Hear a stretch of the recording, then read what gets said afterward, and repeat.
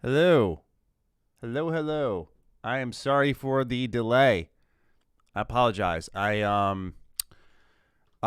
honestly had to pack my lunch. I almost came here without any food.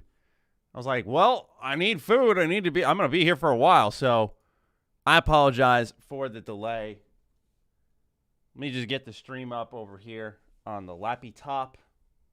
I also had to plug in the charger. I'm a mess right now. I'm an absolute collective mess. Not really, but I'm not as prepared as I would typically like to be. So give me 1 second. Where is it?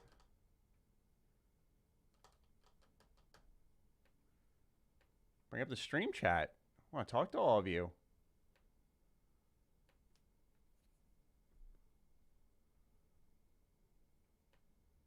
All right, there we go.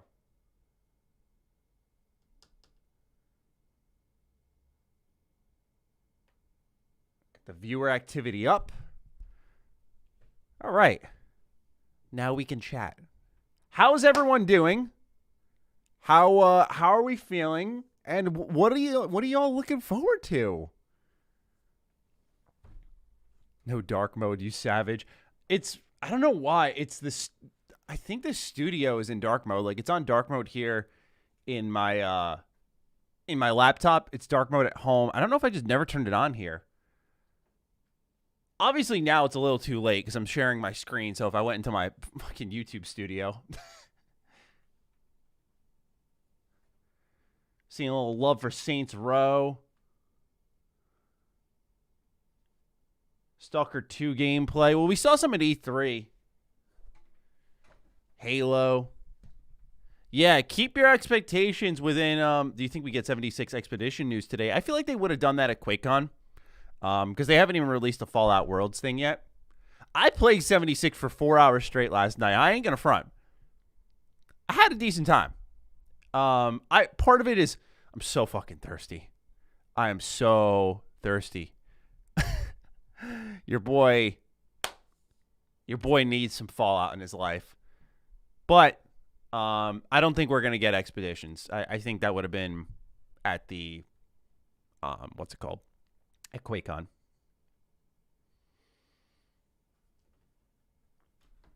Persona 5. Now, that would be an announcement.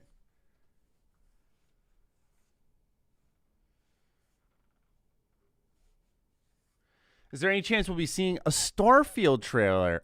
Tom, I personally do not think so.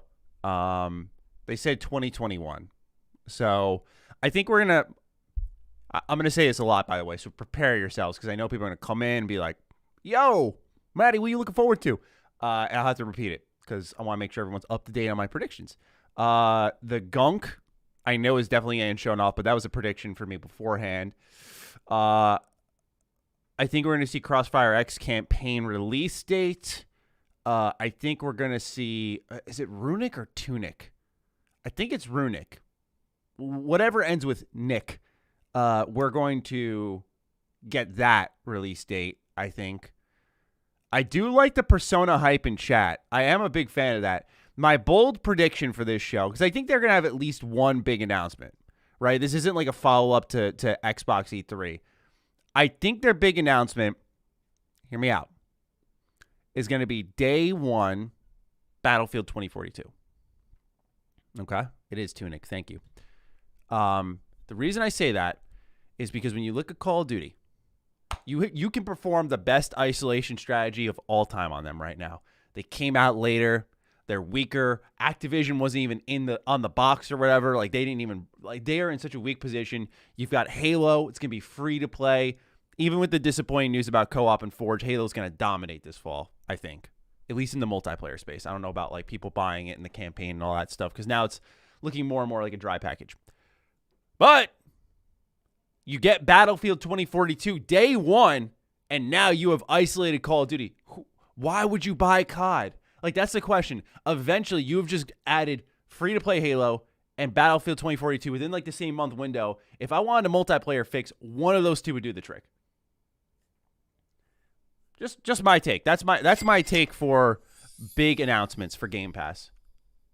I should tweet that just to just so I have it on the record. All right, Sean, thank you for the first super chat of the stream. I appreciate those of you who do super chat, by the way. It does help out a lot. So it makes a big difference. And we'll be going live a lot more this week, especially. But Sean asks, is it it's a bit too early to ask, but will there be a VODs channel or a way we can watch New Ham show if we miss it live? I appreciate you having that interest early. That's totally fine. Yeah, we're going with that show within the next month or so. I have to get some new art for it, of course, for the thumbnail. But yeah, when it comes to that, I'm going to what did I say? I'm going to take the episode. It's going to go unlisted afterwards because we're going to stream it live like we're doing right here. The video will go unlisted. It'll go out to members and patrons for early access. And then on Sunday, it'll go public for everyone to go watch. So that's how I plan to do it each and every week. So it's going to function. A lot of people are like, oh, I don't like this. Not a lot of people. A couple of people were like, I don't like this. I think it's not going to be like Ham. I like the news stuff. And I'm like, we're still doing news. Just I want it, instead of having like this new host every couple of years and having it like ebb and flow in this weird manner. I was like, let's just make a Ham show where like the third host is a patron or a call-in of some kind. So I'm really excited for that. But thank you for asking. Adam Thim writes in, thank you for your $5 super chat, Adam. And mean old Trent for becoming a new member. Welcome to the Matt Pack, Trent. I'm sure you'll like your stay here. Ponybot Matt, hyped to play Psychonauts 2. Waited 16 years for that game. It looks like I won't be disappointed, like a Duke Nukem fan. Yeah, I think you're a little bit more safe with Psychonauts, that's for sure. Yeah, honestly, when it comes to Psychonauts 2, that game is so good. That's a top fiver for me. I've had a lot of top fivers. I haven't had like I've had a definitive number one since January, which has kind of been sad. That was Hitman 3. But outside of that, like I haven't really had that game I've been truly in love with outside of Hitman 3. Like I'm trying to think, and it's really hard to say. Like, you know, there are games I liked a lot, but they were very flawed, you know, or just kind of frustrating in one manner. Another one that entered my top 5 this year is Neo: The World Ends With You. As a fan of Twewy, that was pretty good. What we got here? Alex, thank you for super chatting. Been watching before Fallout 4. Big love, Matty. Hey, big love to you for sticking around for that long. Appreciate that. That's a long time support. That's one of my favorite comments to get. At first, it felt like I was very stagnant. Like in 2017, 2018, when people were still saying that, I was like, man, you know, like I feel like I should have evolved beyond that. But now, like after all this time, we have evolved and we're still seeing stuff like that. It makes me happy that I didn't lose the people who got me to this point. Shane, welcome to the Matt Pack. Thank you for joining up. Patrick Hand for the $5 super chat. What other Xbox IP inspired customization would you like to see in Infinite? I think some Dragon Scale styled Spartans would be amazing. That's a good answer. Of course, I think COG would be fun if they were going to bring any popular Xbox IP over. It would be Gears. I think Halo's probably not going to do that for a long while because you got stuff like they're doing Reach for the first season. A lot of people want Sergeant Johnson as like one of the AI bots. Yeah, it's a pretty easy sell. There's a lot of room for them within the Halo universe to do stuff before they start doing crossovers. And especially when they're looking at this game so long term, they probably don't feel the pressure to do anything right now. But Dragon Scale is a great answer, right? Take a little bit of Skyrim, a little bit of Elder Scrolls. Oh, of course, Fallout inspired power armor of some kind. That would be amazing. But those would be my 2 picks. What else we got here? I might have to really quickly let me before my laptop dies, because this is an Alienware laptop, top of the line shit, and the battery here drains very fast. So give me one. Where did I put it? Oh, hold on. Let's see here. I gotta go around the back of my desk. So I gotta step away from the microphone. Hold up.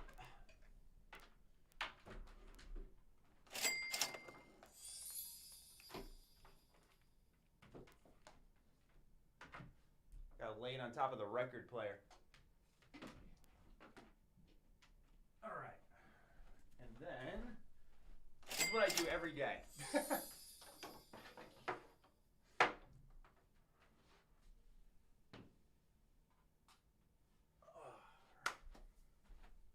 Actually, while I'm up, let me get water.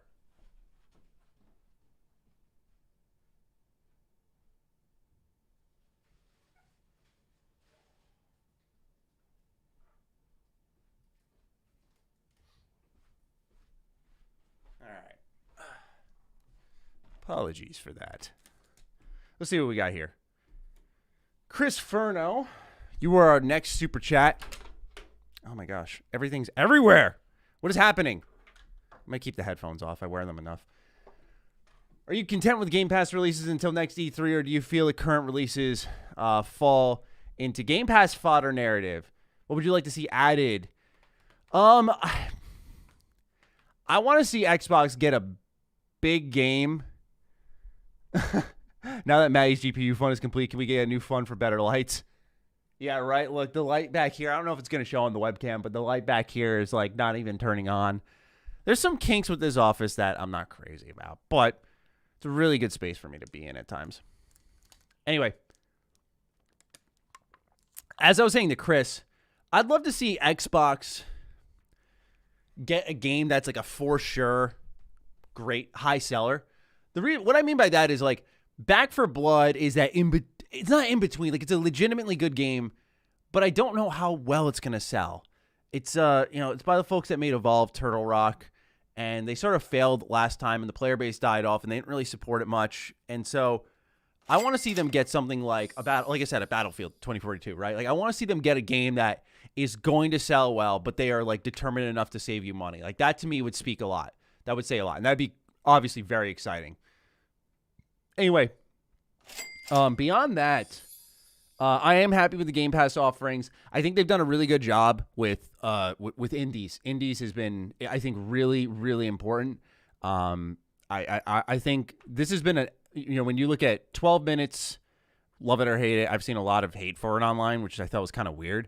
The only reason I say weird is not to dismiss someone's opinion, but like I remember people telling me I was hard on The Ascent, and that was by a 12-man team. I'm pretty sure that most of the work on 12 minutes was by like one person. And everyone's like, I fucking hate this game. Like, I saw press, journalists, like, going in on this game. Like, it's terrible. It's so bad. And I'm like, this is one person as far as I was aware. But, 12 minutes, The Ascent, Death's Door, they've been really investing in indies. I want them to continue to do that. That's part of the reason why I'm hesitant about them getting heavy hitters, is because it's forced them to improve their indie scene a lot more. Yeah, see, look how split it is. Cameron said, I hate it. And then we have Darth Clean, who said it was amazing. UK Lad, thank you so much for joining as a member, by the way. Harry W. Full. The Elder Scrolls 6 2026 or 7. What is the new technology? My guess of the new technology is it's something that allows like large-scale battles with like full destruction. I'm talking like castle sieges and shit. Like, I'm genuinely expecting something like that. Where your impact on the world with gameplay is more permanent. It's not just quests and choices. As for 2026, 27, that should be right. But you got to wonder what if Starfield's a smash hit? That's Xbox's IP now, right? Like, that is a for sure Xbox exclusive. They may want another one of those, and that's way too new and hasn't been passed around enough like Elder Scrolls or Fallout, where you could justify handing it off to someone, right? It's a really tough call. Oh, Sigil Stone. Matty, what do you think of the new Spooderman trailer? I was so fucking hyped. Dude, Green Goblin, Sandman, and then the original Doc Ock. I don't think I talk enough about how much I love the Raimi movies. I think they are like fucking cinematic masterpieces. Even 3, because 3 is one of the best comedy movies I've seen in my life. Even though it's not supposed to be. I love Spider-Man 3. There's a personality to those films, even when they're really bad. But Spider-Man 2 is such a depressing movie. 1 is such a hero's tale. I love that trilogy, and seeing any remnants of that and hearing like the hello Peter, he's 100% talking to Tobey Maguire there. Come on, he's got to be. I'm very, very excited for that movie. I usually after Endgame, I found myself sort of in the boat of like, all right, I'm kind of over this multiverse crossover stuff, but if they're going to do it for Spider-Man, that's one universe and hero I care about more than anyone, where personally I would be all over that. Kind of taking that into the Spider-Verse and bringing it to life with characters that have represented movies for years throughout my entire life. Like, I literally still have action figures from when I was a kid with the Raimi Spider-Man movies. And then you carry that into the Amazing Spider-Man and now Holland Spider-Man. And it's insane to legitimately think about that. They're going to cross all of those over. I'm really excited for it. What else we got here? Iku Jr. Awesome YouTube content. Love your recent coverage of Xbox. Praise Microsoft. Do you think you'll be attending SUCON? No, I'm not falling for it. No, I'm not falling for it. That was good. I know this is a SUCON these nuts. I know it is. I've learned my lesson. I feel like I'm experienced now. I actually caught that one. 100%. It's about fucking time. Oh, that was close, though. I was in my head when I was reading it in advance. I was like, fuck is SUCON? I feel so good I caught that. Fuck yeah. Thank you for the $10 super chat, though.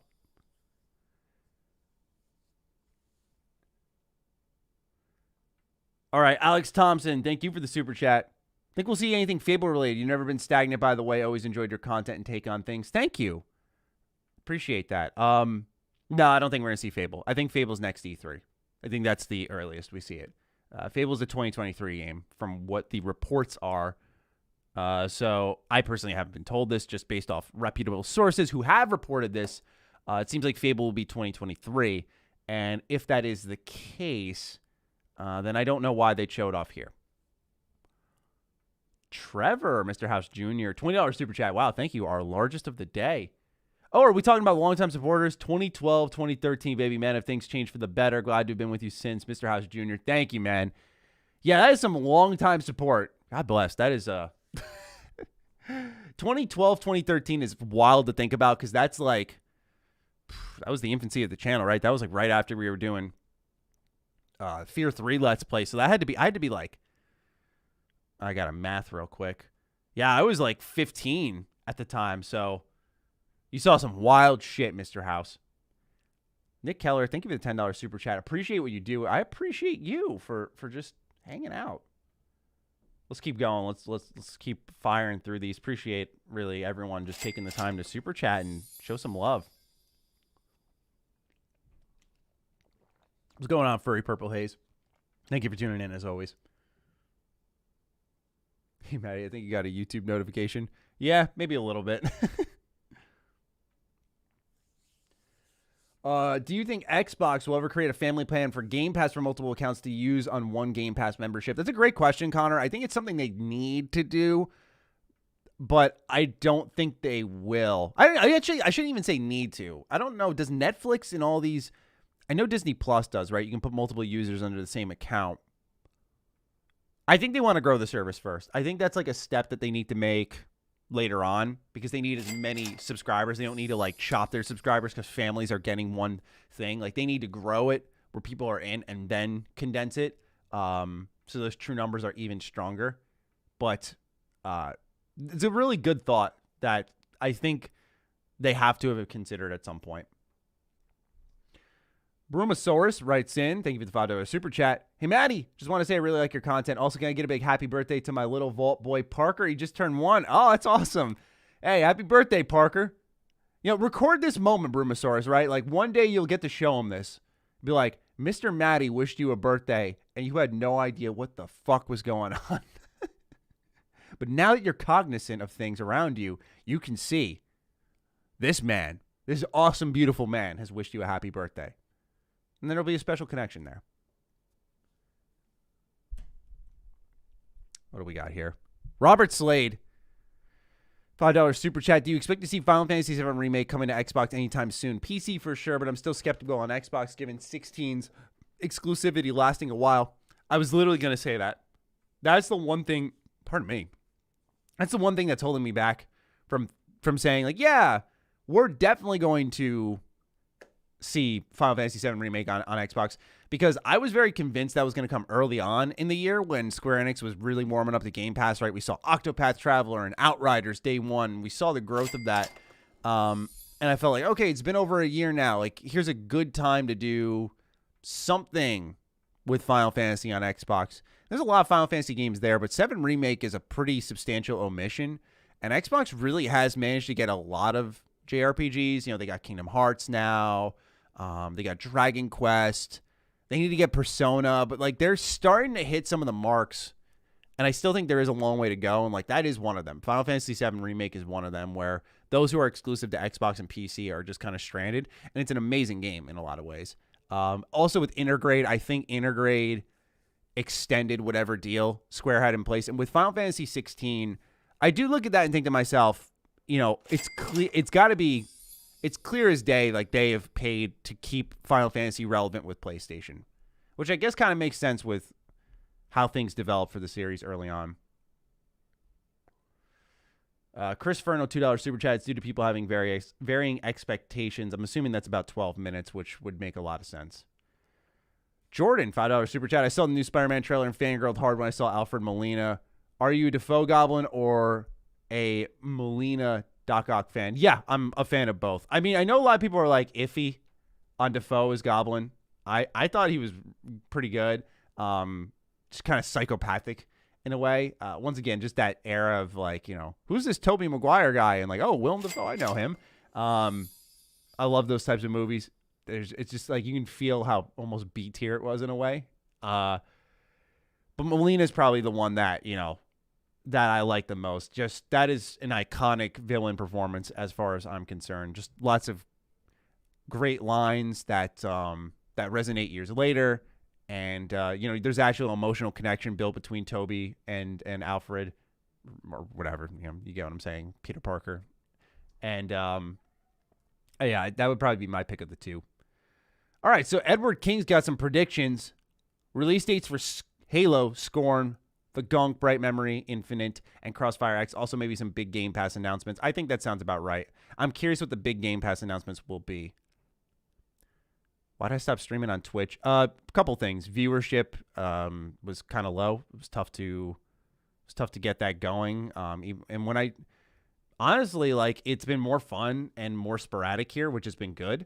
I like to have all my content in one area, which was also kind of important for me. And hey, truth be told, like on a monetary front, like I spent so much time streaming on Twitch, and I was just able to you know, increase how much was earned for future content through streaming on YouTube, like because there was more people showing up. It just made sense how that worked out. But I did it also because Fighting Cowboy, a good friend of mine, spoke very highly of streaming on YouTube. And he left Twitch, and he always streamed on Twitch way more than I did. So when he did that, to me, that said a lot. And I left ship. I was like, I have no loyalty to Twitch. And I'm glad I did, because Twitch fucking sucks now. Will I ever collaborate with Skolzy? Asked Cody P in a super chat. Yeah, I have collaborated with Skolzy. When the Starfield screenshots leaked, him and I did a collab together. And I would say it was a pretty generous collab in my eyes, because that was like breaking news, and that video got over 100K views. And yeah, like Skolzy's an incredible guy. I love working with him. But yeah, we've worked together. I'm sure we'll work together again in the future. I'm Indigo 44. Would you rather have a Dragon Age Origins and Awakening remaster or Fallout 3 and New Vegas remaster? That's playing with my heart. That's a great super chat, but I'm going with Fallout. I gotta go with Fallout. I'm so starved for Fallout. I've started playing 76, so yeah, like I can't really say much more than that. Stuart Coleman, thank you for your super chat. I thought I'd shoot €2 of support as I've watched a while. Of course, thank you. No need to, but I appreciate that. Are you excited to see more Skyrim today? Asked Sigil Stone. Oh, of course. I was actually, over time, getting a little hype for it, because I'm like, yo, I haven't played any of the Creation Club content for Skyrim. I played a little bit for Fallout 4, right? Like, I played around with the, oh my God, what is it called? The murderer in Tranquility Lane in Fallout 3. I can't remember it. But anyway, I played the quest where you get that equipment, and then I played, of course, the Fallout 3 one. That one was pretty important, but how do I forget that? Oh my gosh, that was like one of my favorite parts. You run around with the knife just killing everyone. Like, it's ridiculous. Oh my. That's really loud. Let me know if I gotta change the volume at all. Pint-sized slasher, that's what it was. Thank you.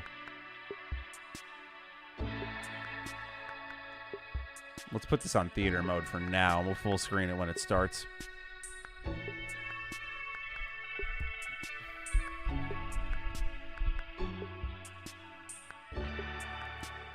What do we got here?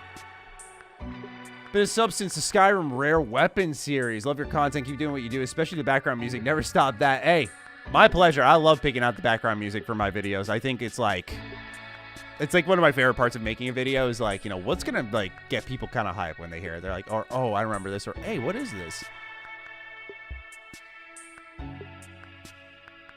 There's a higher chance we see Skyrim than Starfield. Think about that. I know, right, Cameron? It's like something you didn't expect to hear in 2021.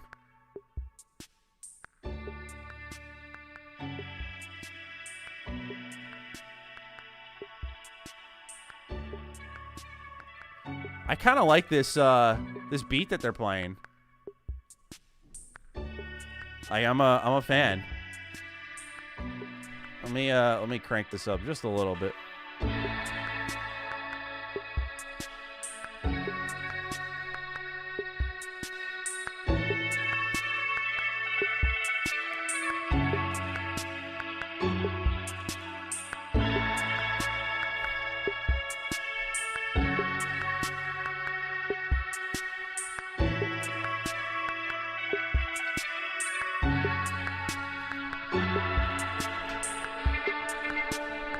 All right. That's YouTube, not Xbox? Really? Whatever it is, it's fire. I'm not going to lie. I don't care who it comes from. All right, let's see here. Oh, I see Japanese stuff. All right, let's see. This is Microsoft Flight Simulator. This is an interesting way to start it off.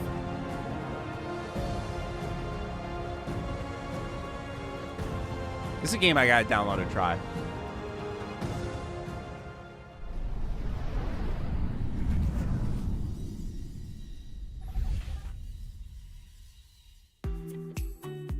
Hello everyone, and welcome to our Gamescom 2021 Xbox stream. We've got so many great game updates to share with you today. We're talking Age of Empires 4, Psychonauts 2, and my personal favorite, Microsoft Flight Simulator.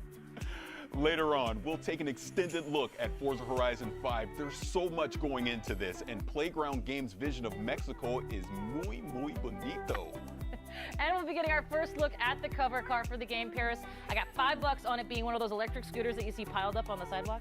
Will Kate win $5? I guess we're about to find out. Yes, indeed. Our Xbox Plays team will also chat with devs and deep dive into current and upcoming games all week on twitch.tv/Xbox.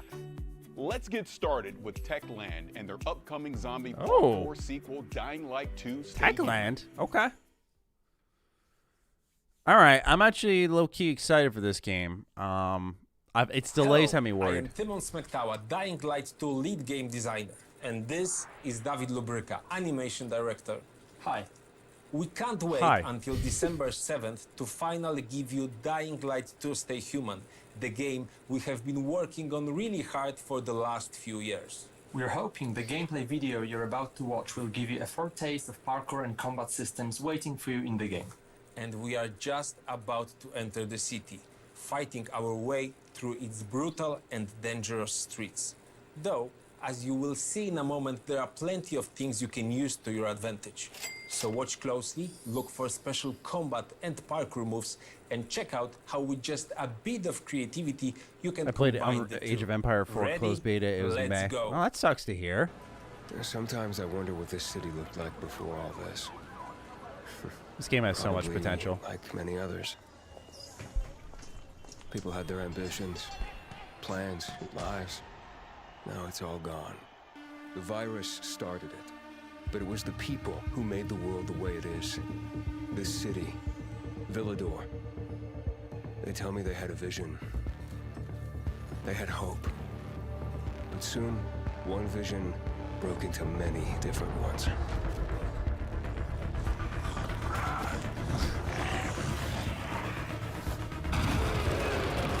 Oh my. Instead of fighting together, people stood against each other. War broke out. Was it a little bird? Met a broken leg? Hope died. Oh yeah. Very Mirror's Now the city is Edge-esque. falling. Each time we strike down an enemy, we absorb their strength. But I can't let that happen. Now, how many times are we going to do that in the game, I wonder? Yeah, I think it's cool, but like, I'm wondering how much of this is practical. Hey! Still some rats here. I have to pick a side. The Bazaar needs good people. You're doing great so far. I have to make a difference. Let's check and see.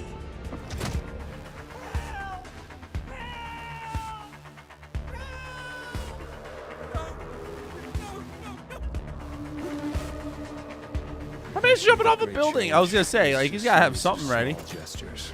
What is it, Spider-Man? Oh, my lord. How about this series?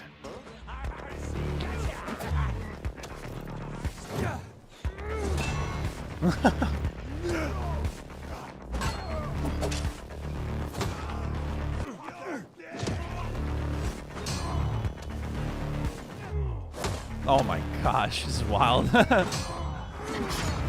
Is all hope really gone? We'll see about that.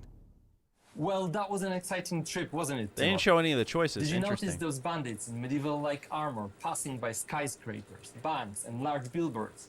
That's what we call a modern Dark Ages.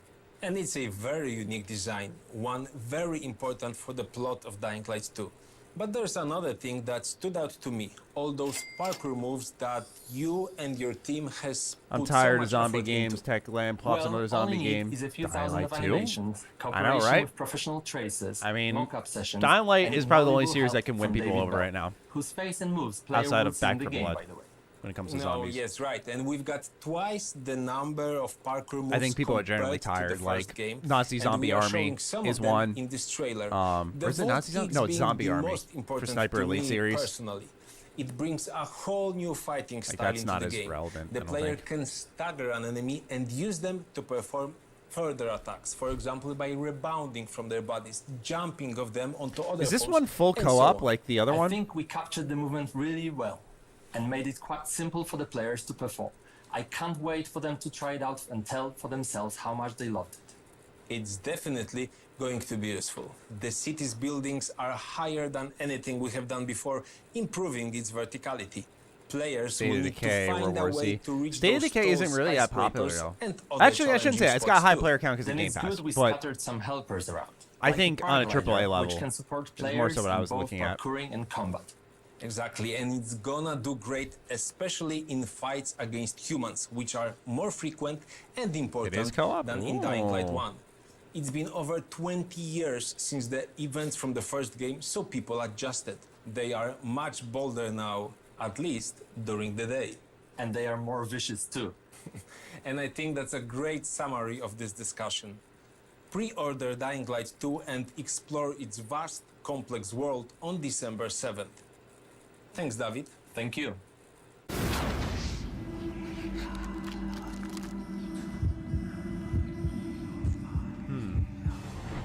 For the first time in the storied history of the franchise, Microsoft Flight Simulator launched on a home console with the release on Xbox Series X and S last month.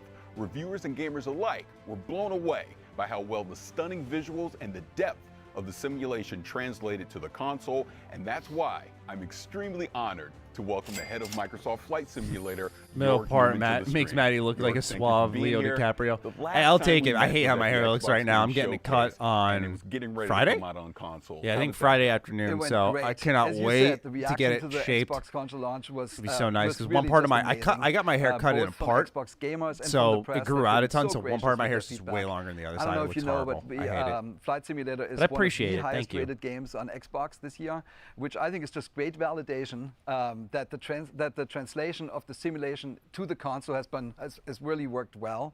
Our usage numbers are through the roof. We are absolutely shattering franchise records, and I can tell you there have never been more people playing Flight Simulator than right now. So it's an awesome time. That is awesome. Congratulations on the launch, really. But All right. I want to go to the danger zone. So what's going on with Top Gun? There's so much going on, Paris. So you and I talked about Top Gun Maverick earlier. The fans are super excited. They saw the FA-18. They can't wait to start flying. And as you know, it comes out later this year as free DLC alongside the movie. But as the movie is still under wraps, so are we. So I can still not tell you that much about it. But there's so much else going on even before Maverick. So we are continuing to do our monthly big releases that we've been doing for a long time. And next month, on September 7th, we are launching World Update 6. And this world update, I mean, at the beginning of the show, if you remember, there was a little red plane flying into Cologne. Well, we did that because World Update 6 updates that region, the region of Gamescom. So Germany, Austria, and Switzerland. And what that means to us is we have new aerial and satellite images. We have a new elevation map that helps us with the mountains. So the Alps actually look awesome now. Interesting we have choice to cities start like off with, Frankfurt I'll and be honest Wuppertal with in everyone. Germany. We have Basel in Switzerland. I don't know. We have Vienna and Graz in Austria.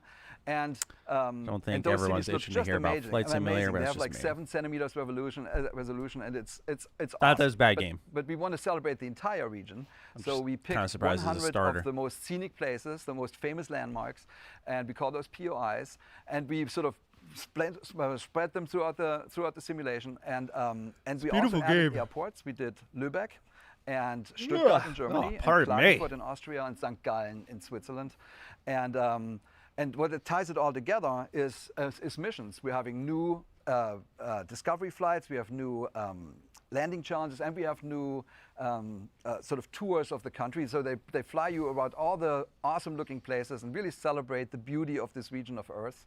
And this is a celebration of DACH, of Germany, Austria, and Switzerland. I'm so happy to be able to At least it's not front loading, I guess. That's a good point, yeah, right? You know, that is really incredible, all the different regions and everything that you're going to have in the game, and the way that you're going to be able to actually highlight those. Yeah, I think it's really cool. But you know, for us, it's actually not just the region and the visuals. We talked a lot when you study aviation, when you love aviation like we do. You actually realize that a lot of regions of Earth have a very special relationship with flying, with aviation. Sometimes it's, you know, the first experiments with aircraft, or a famous pilot, or a feat of aviation, or like a local manufacturer.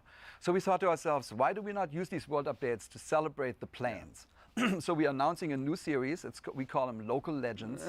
And think about that as planes that are locally well known, like in that region, but outside in the world, not so much. I'm going to say in defense of Xbox, to bring these awesome maybe machines to a they're worldwide seeing audience. numbers that we don't So for World Update 6, Flight we Simulator, picked, where they're a like, German this is plane actually a from the hype thing and an 1930s. interesting It's thing to called start off with. But for most of us U-52. sitting here, In Germany, it's actually like, lovingly all right. named Tante U, so Aunt U. And we think of us as sort of a digital preservation. So we really want to get these planes to an extreme level of detail. We're going out of our way to really go deep. So we're doing a full scan. We'll take full scans of the outside and the inside, as detailed as 1 millimeter, which is as good as you can. When we did the gameplay showcase or Xbox E3 showcase extended, that's what this was here. Of the original We're not hearing creator of anything the new. plane, Hugo Junkers, and he's helping us. He had a ton of insight and materials. Then we worked with an organization that is preserving one of the last surviving examples of the Junkers. So they let us scan and take photographs, and then we were lucky that to find a pilot that actually flew one of those planes while it was still flying in the real world. And he lets us know, like, is the cockpit right and the sounds right? Does it feel right in the air? So we're having a blast working with these experts to really to celebrate this plane, to bring them back to life. So this is almost like you're creating No, like a Paris, digital don't ask another museum question, for brother. aviation Come on, inside no, Microsoft Flight no, Simulator. Paris. Yeah, I mean, it's basically that. It's a museum with flyable planes. So we're working with 40 museums around the world, and it's honestly one of the funnest parts of the job. You end up working with these curators of Museums, I planes. feel like These I'm are their back in babies, school. and they sort of see the tooth of time in the real world, sort of nagging on their remaining planes, and they're so happy when we come in with our scanning equipment. Just and don't we're freak out if they basically bring up capturing Forza. their planes, Look. and they know that we can digitally preserve I've them grown in up since then. No, I perpetuity. haven't. And we're actually If they spend giving this much those time on scans Forza, back I'll to the be upset. museum so Thoughts? they can do something with it. And it's a great collaboration. And we're actually not The just real looking Giga back Chad in the history Microsoft of move, which is aviation, to make we're also Flight looking Simulator towards the the entire future. So I have presentation. another Also, announcement. Doc, We are yes, working absolutely, with by the a way. But fascinating German company called I don't know if that'd be a Volocopter, Chad move and or they're just making like a douche move. an eVTOL air taxi for Just think urban about it. traffic. So they have a vision. They of the could also be future, really good. how They might how these know. drone And they're like, type, well, let's do this machines basically early, get it connect out of the people way. in large cities. We're working directly with the engineering team to make sure that we Yeah, are imagine they capturing do their follow up plane, with Forza the aircraft Next. perfectly in the flight simulator. And A that's coming vehicle out in showcase. November. That's my I kryptonite, mean, man. you weren't I'd be kidding sitting when there you were like, saying that there's a yo, lot what the going fuck? on inside of Microsoft Flight Simulator. Is there anything else you want to share? Yeah, there's one more thing. Yeah. We are. I'm so happy to announce that we've partnered with RARA. That's the Reno Air Racing Association, and every year they put on something called the Steel National Championship Air Race, and we're bringing this to Flight Simulator. So this is the fastest motorsport. This is right down your alley. It's the fastest motorsport on Earth, and I actually brought you a little trailer to look at. So race, speed. We go into the danger zone, baby. Let's go ahead and show that.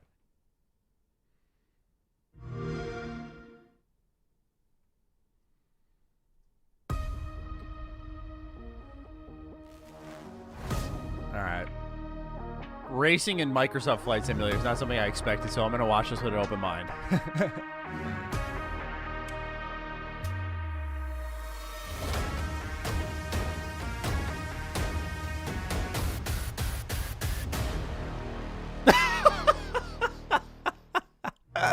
Yo, shout out to all my plane enthusiasts out there. You know, they're flicking all your buttons and stuff.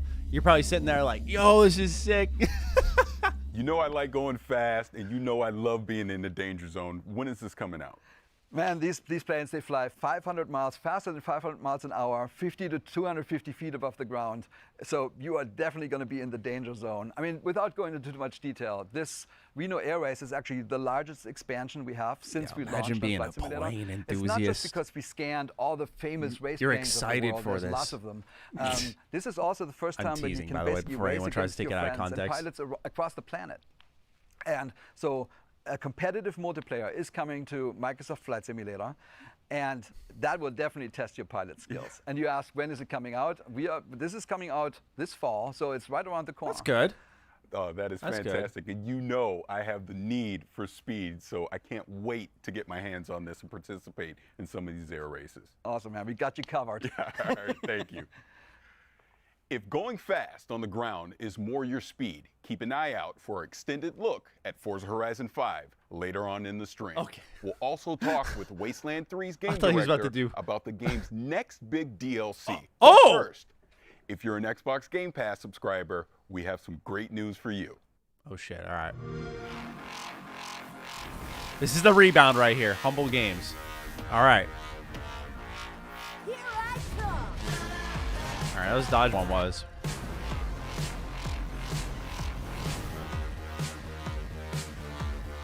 There's Midnight Fight Express. Probably keeping more interesting somehow stuff they back for did it. viewer They attention. added It's a good even point, yeah. more I think that's games what they're to doing. Game Let's Pass. hope. Let's talk about what's Fingers coming crossed. up. We're talking Age of Empires 4. If you already listened listened to Finding And Duke, we're you gonna know see that what's Matty next hates for Forza. Now he Sea of hates Thieves. Microsoft Flight But Simulator. now, I need it's a action new and combat. roguelike retro shooter that, in grand retro fashion, sends you plundering through shifting dungeons to defeat a mysterious eldritch terror. Let's dive into the pit.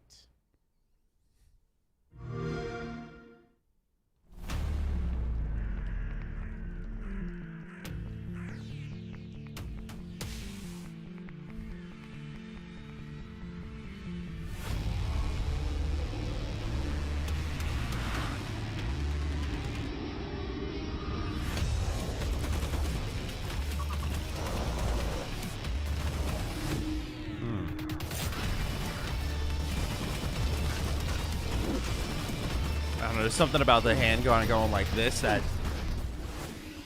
doesn't have the impact I'm looking for, but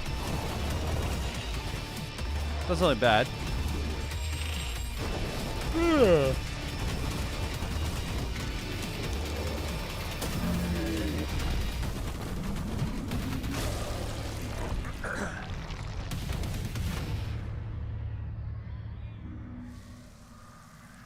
It's not a day one game. Got here a bit late, but what do you expect, Matty? Battlefield, day one Game Pass. That's my big prediction.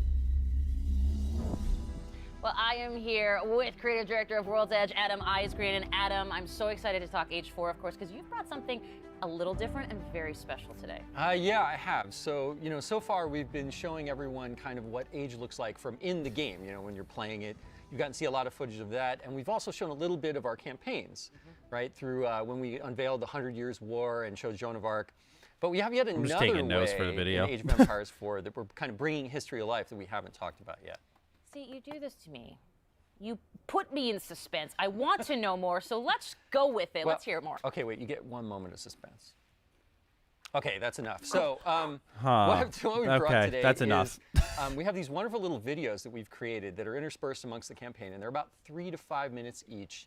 And we have over an hour of them total, and they're called Hands-on Histories. And what they are is a great way to deep dive on certain fun subjects from the cultures we're representing and just from medieval history. Excellent. Well, I hear you've actually brought one of those segments that you're going to share here for the very first time. Yes, I have.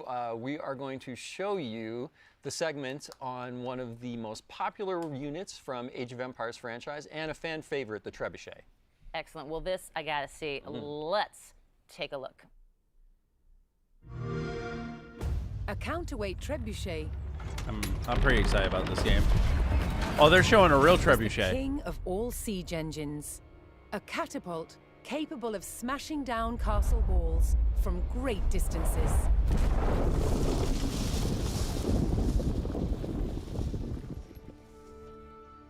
At Warwick Castle in England, they've built a replica, one of the largest in the world.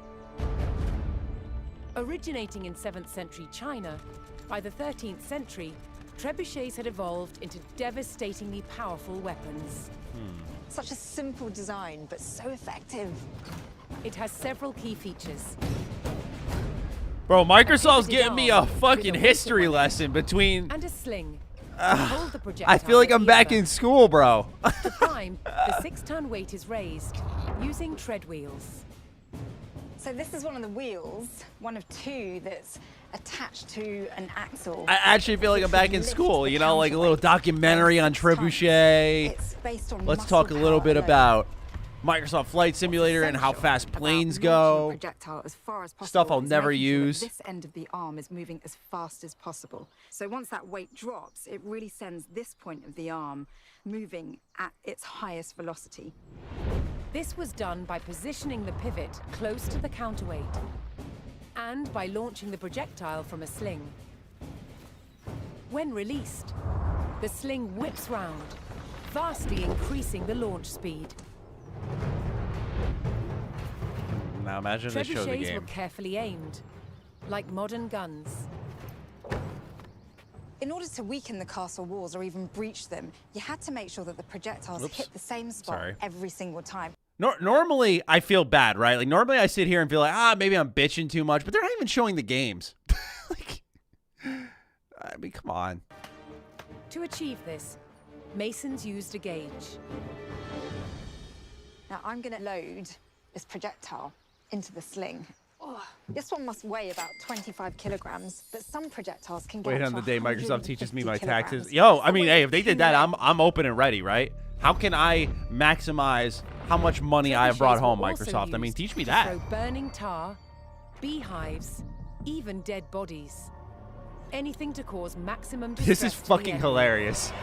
I'm actually in shock that they're... Did you hear that whoosh?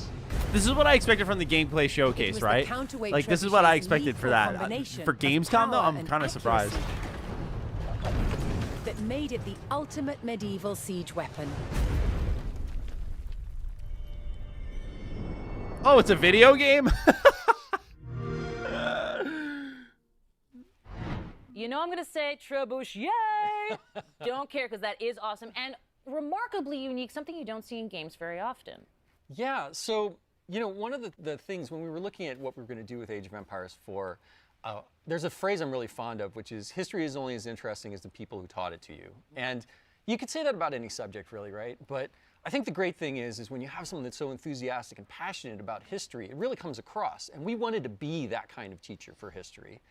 And there's a phrase called Humanized History that I use to kind of describe what we tried to do, which is we tried to like connect past and present. And you can see that. Dude, the game kind of comes in out our in 2 months. briefings as Like, well, that's the where thing. we've Why got, are like, you real not stuff showing the with game? like CG kind of overlaid to show you the history? I may offer And so a for counterpoint. Age of these, Empires 2, we little really history wanted to do lessons that in the same game thing. inspired me to So be a history we- major. I actually like this, to be ourselves honest. and Relic partnered with this Okay, here's the amazing thing. group in There is the nothing UK wrong with that. If called the game Lion has TV, history in it, and there's they've nothing done wrong with that. production But when on you are amazing doing amount a of shows and showcase, there's no documentaries from excuse. BBC, You got to and show the won game. every award you can imagine for Talking and media. then showing a And, history lesson, they that's travel not. to all of these That locations does in all these nothing different for countries anybody to meet except with these pure subject enthusiasts matter like yourself. experts and So get of course all you'd this like it. great No offense, but footage like of course you'd on like how it. things There's nothing really wrong with worked that. and how But things were made. for a And showcase, it doesn't have to it's be been hype. It's just delightful show the to kind of fucking go through game, that right? process and, you know, get all these and And that's not even showing them. complaining, right? That's not bitching up I a storm. love it. Now, But that was you like. also, of course, you've got a bunch, as you I don't mentioned, know. of these hands-on history segments. Anything else? That you was can to tell me. us That was fans about that's what we can fascinating expect on a looking level I don't forward think to? I Any should have been favorites fascinated you on. got coming up? Oh, well, favorites. Oh, man. Well, I think my personal favorite is one called Medieval Surgery. And I'm going to let your imagination Bro, there was like 5 go seconds with of what history, we and then might there was show all and physics. what we Yeah, might true, talk right? about They that were one. just talking Yeah, about how it spins, but and we the want to thing get I the love weight about 'em from is the that top they here go all the way over down place. here So, and you know, we've got ones on warfare, fling the rock. castle building, and like how they kept flaming arrows from not going out when she shot them, and but we've also got all of these ones on, you know, like illuminated history and falconing, and you know, like see, this horse is interesting. taming, Like this armor is creation. You can see it in the game, like how they're producing There's it. even one on Mongolian instrumentation, which is really cool because those instruments, we actually use them in the soundtrack for the Mongols when you're playing as them in the campaign in the game. See, I mean, I'm a little more I interested just now. love We're the behemoth connecting amount things. Of history that you guys, Age of Empires, always known for bringing history alive in a completely different way. And I also love to mention this to people that you and the team do so much research, and it's so great to see this approach being used in a hands-on history kind of segment. But I mean, what was that approach like to sort of, you know, sell going forward, especially since it's such a unique in-game experience? Well, the cool thing was it was there from day one. It was one of the things I was really wanted to do, is try to tell these stories in a different way. But I'll tell you, like, full disclosure, it's been insanely nerve-wracking because we're trying something completely different that no one's ever done before in a game, right? We're history, but we're a game, but we're teaching you things, but you're having fun, and finding that middle ground has been really challenging. And you know, every time we've tried to show, we've shown the campaigns or we've shown these hands-on histories, I've been like, oh God, is it gonna work? Like, people gonna like this? And the great thing The only is, time so I learn far, about everyone that's really trebuchets is in the middle of the night experienced when I entire can't thing fall put asleep and together I'm balls has deep just in the been like, YouTube wow, rabbit this is hole. great, and it's so different. I mean, and kind of cool and I refreshing. could get that. So, so far so good, right? But yeah, it's been a journey, you know, to get all this done and put the whole game together. J-Train, thank you for the $5 super chat. We should have launched the Game Pass sign on the trebuchet in the announcement, or a Sony sign that could be a total chat. Talk to me about where people can find and learn more about yeah, Age of honestly, Empires 4. I know they're all I mean, at least, yeah, you turn well, into something towards the October game. 28th, That'd be nice. We are launching the game. You can go to ageofempires.com to learn more about the Age of Empire 4 multiplayer, like the Age of Empire 3 Definitive Edition souped up. I want to play the series. I wonder if as a first-time fan and player, of course, I would like it there more than day others. one, Xbox Game Pass for PC as well, so anyone that's on that can just grab the game and start playing. But yes, I believe you are a part of something very special. Yes, so Gamescom opening night live. Yes. 11 a.m. Pacific time. There might be something Age of Empires related in there, so if you're a fan, you probably should tune in. You're gonna save the fucking trailer for not your own Xbox And show. I like it very much. What Adam, the thank you so much fuck? for joining us here. Always a pleasure, Kate. What am I doing Always a watching pleasure. this Age then, of man? Empires 4 looks fantastic, so I cannot wait. Oh, man. October 28th, neither should you. Now, we have tons coming up here today, including a new update for State of Decay 2 and an extended look at Forza Horizon 5 with our friends at Playground Games. But now, let's catch up with Paris, who's gone from flying the skies in Microsoft Flight Sim to a different kind of cloud. That's right, Kate. Xbox Cloud Gaming is already available on Windows PCs, mobile phones, and tablets. And now, it's coming to Xbox consoles. The future with cloud gaming sounds bright.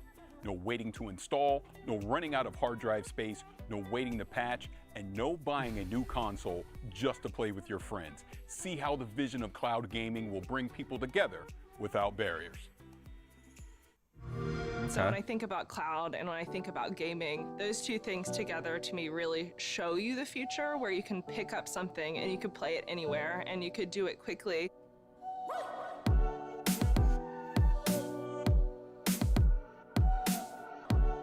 Yeah, this was announced already.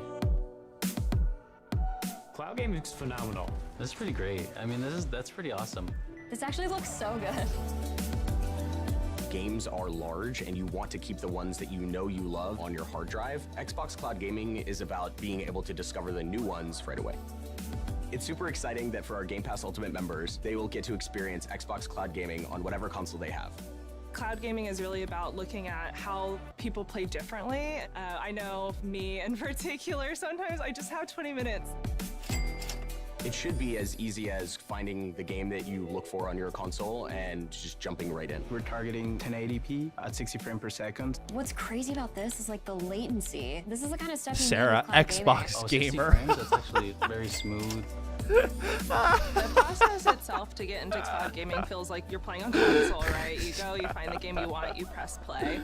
It's so easy nowadays. You can pick up any device and pretty much play any Xbox game on Game Pass. If my friends have titles that I don't have yet, I can just wait for them to send me an invite. Zach, and it makes Xbox content gamer. just so much more So accessible. fucking funny. I really love the flexibility. It's awesome. Everything that Xbox is doing right now is just getting rid of limits of having to be on a specific platform. I want or to a see someone specific like console, John, play on Xbox PC, gamer. mobile, and now on Gen 8. Yeah, Gen 8 consoles can play Gen 9 content. Isn't that so cool? With cloud gaming, we have the ability, because you are connecting to consoles that are in our data centers, to allow the Gen 8 customers, the Xbox Bungie One reveals customers, non-stop action to trailers, play news, etc. games Microsoft that decided their the best way to hardware showcase wouldn't was have 30 been minutes of able to history play lessons. without Let's be them. fair, it So wasn't that's that some long. opportunity It was to long, kind but of like think it was, about I think, the exaggerated by the content likes of readily available and let people Microsoft Flight play Simulator where and they want to. something like Sign me up. this, where we I'm already ready knew for about cloud it. gaming right now. Let's do it. When's the release date? When does it release?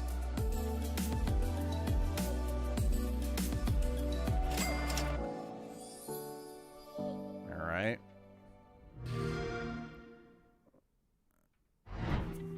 August 9th saw the release of the free optimized update for Hellblade: Senua's Sacrifice on the Xbox Series S they're and gonna give us a X. Hellblade With update. Beautiful and rich visuals, Hellblade thanks 2. to the addition of ray tracing and improved materials alongside performance updates. This is the perfect opportunity to relive Senua's journey or experience it for the first time. And if you haven't played this, do yourself a favor, grab a pair of headphones and immerse yourself into this world. Agreed. Speaking of unique experiences on Game Pass, the Xbox Plays team will be taking a look at some ID at Xbox titles over the next few days, including 12 Minutes and The Big Con. They're also talking with developers from Halo, the Master Chief Collection, Forza Horizon 5, and Destiny 2. Other super chats Join I the miss live here. Q&A to get I your buy a burning special questions edition. I get a answered. You can trebuchet, catch right? all of Imagine those that, Harris. streams on twitch.tv. Give you like a little toy trebuchet. Then I'd be. Speaking of about Forza that. Horizon 5, don't forget our friends at Playground Games will give us an Hey, can you extended move your look mouse? at their I monument to understand. motoring It's a- in Mexico It's a later little on. bit of a OCD thing. That includes never-before-seen areas of the game map, plus cars that have never been in the Forza franchise before. I've loved everything I've seen. Play of Age of Forza Empire Horizon 2 Definitive 5 so Edition if you far, want to start. and It's the I most can't popular, has wait. amazing Now, community. Kate, You can even spectate there's tournaments more without games to check playing. out, right? Well, right, you are, Paris. Let's Why talk wouldn't I start with Wasteland 4, though? 3. Their newest DLC introduces us to a new We cult, know y'all can't get a the Series cult X. of the Holy Detonation. Holy detonation. Oh, yeah. Give me some Wasteland. I feel rejuvenated. Life has returned. Let's go. Changed. Devolved into the mutations you see before you. Oh, man. They're going to drop a new expansion this fall. On a righteous path. The holy detonation's life-giving glow should be shared with everyone.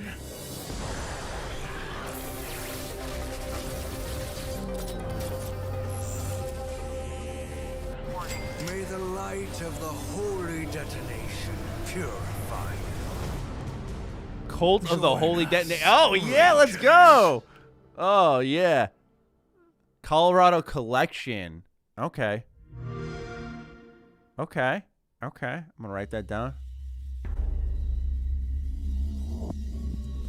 With new patches, bug fixes, and added features, like a fine wine, Wasteland 3 just gets better with age. To Children really of Adam, savor yeah, the right? game's bouquet, we're talking with In Exile game director David Rogers. David, thank you for joining us. I'm super stoked to be here. Thanks. So in the trailer, we saw that the DLC is coming out on October 5th, but we know, you know, In Exile, Wasteland 3, you guys have been working on this for a very long time. So can you kind of talk about that journey? Yeah, our dev team has been working nonstop, full tilt, trying to make Wasteland 3 the best version of itself it could be. Over the past year since it's released, we've added features, we've balanced, we've listened to the community, we've fixed bugs, added Yes, stability, they have. And I really think that the version that we have now is the absolute Now, best I admit, I'm a little version biased here. I'm going to of be the tuned game. into And this, if you've right? never played it before, now's an awesome time to jump in. Well, congratulations on everything that you've been doing with Wasteland 3. Now, this DLC is called The Cult of the Holy Detonation. Now, talk about that a little bit. Tell me what's going to go into this DLC. What should we be excited about?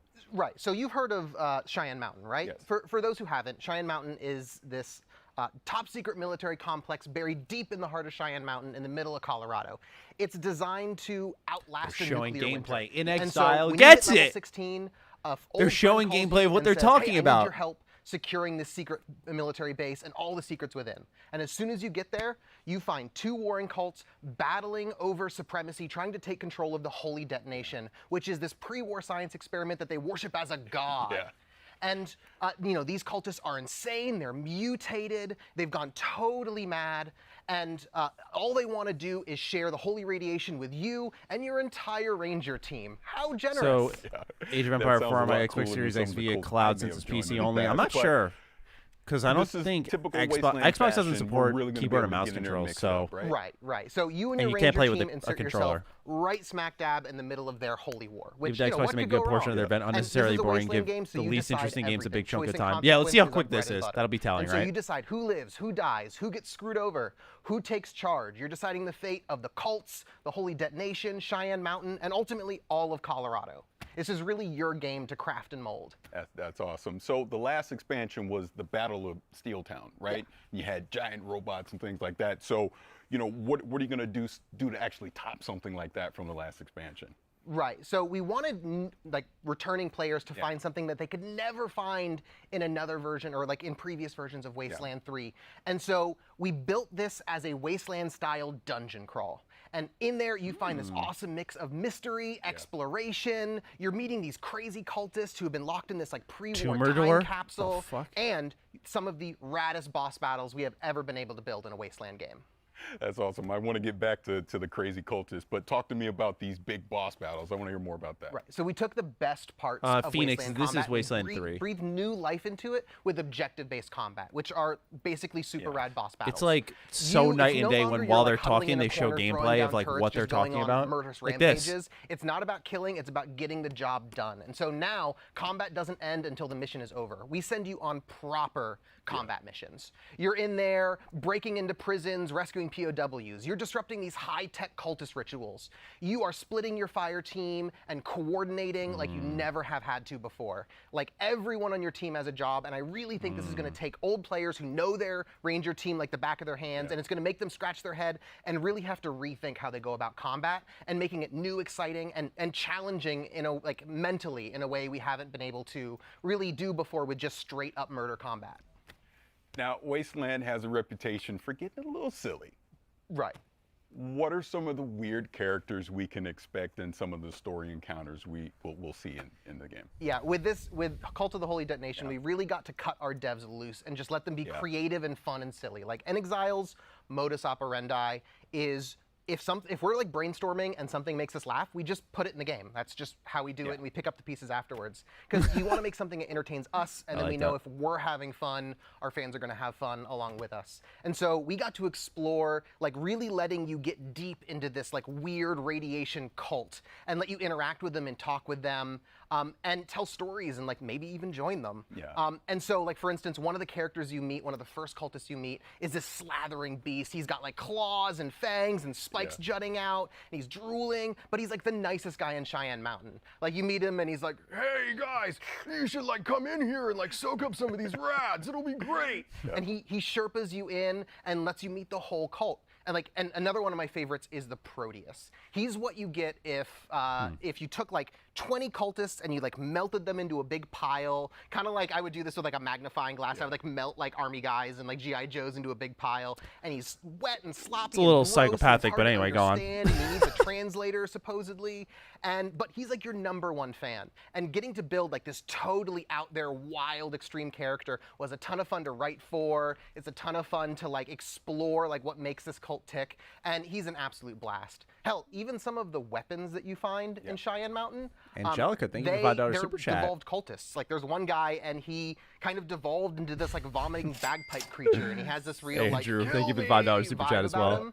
Him. But we get to play with these fun body horror themes that let us jackknife between sort of like dark and serious and like goofy and funny, which is a line that Wasteland really loves to ride. Like, you know, a lot you think of they'll show really something important about stuff this is at year? stake, No, but no. you know, it's the Oh Wasteland. well, this year, yes. I think at the Game Awards they're going to. Sorry, I thought you meant this You talked showcase. before, This you've been showcase, working no. on Wasteland 3 for a while. I think the Outer Worlds will be at, expansions or that I'm are sorry, out there. Avowed will be at Say I'm Game a new Awards. player. Say I'm watching this right now, and I'm like, man, I want to get into Wasteland 3.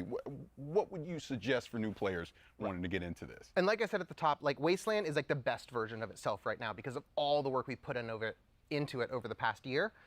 And so you can get the whole thing with the Colorado collection. That's the base game plus Cult of the Holy Worth it. Detonation and Battle of Just saying it Steeltown, right now. all for Just a go discount. fucking buy Or it if you haven't played have it. Game Pass, you already have Wasteland 3. Just download it and play it, and then you can get both expansions with the expansion pass. That is awesome. Now, to kind of recap this a little bit, we've talked about, you know, spewing pus bags and these weird characters and the cults and the boss battles and all these really cool things that are going to be in Wasteland 3. But please remind everyone before we get out of here, when can you pick up this DLC? Right, this work of passion, it comes out on October 5th. And we're really stoked. That is awesome. So this is the Cult of the Holy Detonation. Cult of the Holy Detonation coming October 5th. David, thank you so much for joining us. Thanks, Barish. Appreciate it. In the 3 years since its launch, Welcome to the Map Sea of Pack, Brandon. Thieves Thank you has for played joining. host to some incredible crossovers, including unique ship sets inspired by games like Battletoads, State of Decay, Halo, and more. Today, we're excited to announce a brand new special event that will award players an all-new ship as a part of the latest wild crossover heading to Sea of Thieves. Better yet, this event begins tomorrow. So get ready to make some mayhem and Shout let's out get to Ben our Smith, first look only at man this who's gonna very care. special ship. Borderlands? What? What? What? No fucking way.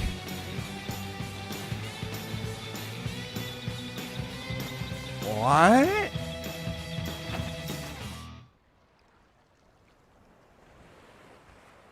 Is that it? Is that... Guten Tag, everyone. Really cool to be a part of this all-digital Gamescom event. And we were thinking, what's the best way to kind of celebrate Gamescom and to be a part of this as Sea of Thieves? And so we're really excited to reveal that we're bringing the Mayhem ship set that you've just seen, a really, really cool ship that's inspired by Borderlands, into Sea of Thieves, and we're giving all of our players a chance to earn That's it during hilariously kind of awesome. the Gamescom time period.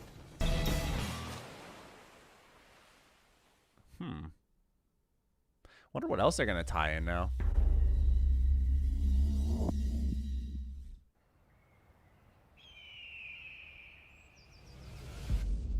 Hope. It's always been a dangerous world in Trumbull Valley. Is this a State of Decay? But now, it's hope that brings us back together. They drop more State of It Decay reunites old friends. DLC. Your boy's gonna be in New trouble. bonds. Everything that I... And in the face of Wasteland, a State of Decay, and Skyrim, like all my fucking time sinks over the last like half a decade just coming back greatest weapon we have. in the same fall period.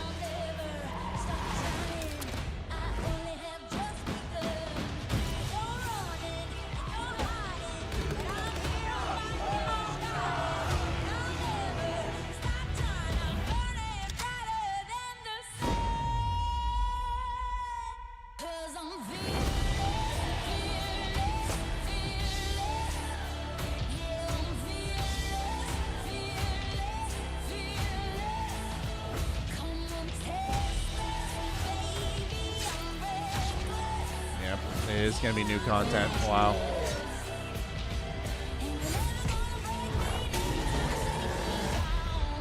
Welcome back. Wow. To Trumbull Valley. Wow.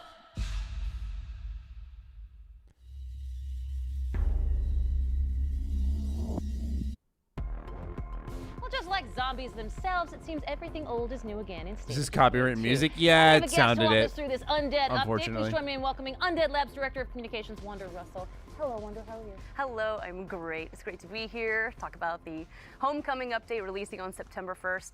We are very excited to get this into players' hands. You are indeed. So let's talk about the Homecoming update. Obviously, we are coming back to Trumbull Valley. We were there for Heartland, the update, back in 2019. Talk to me about the differences, and I'll sit right here and listen because you're adorable.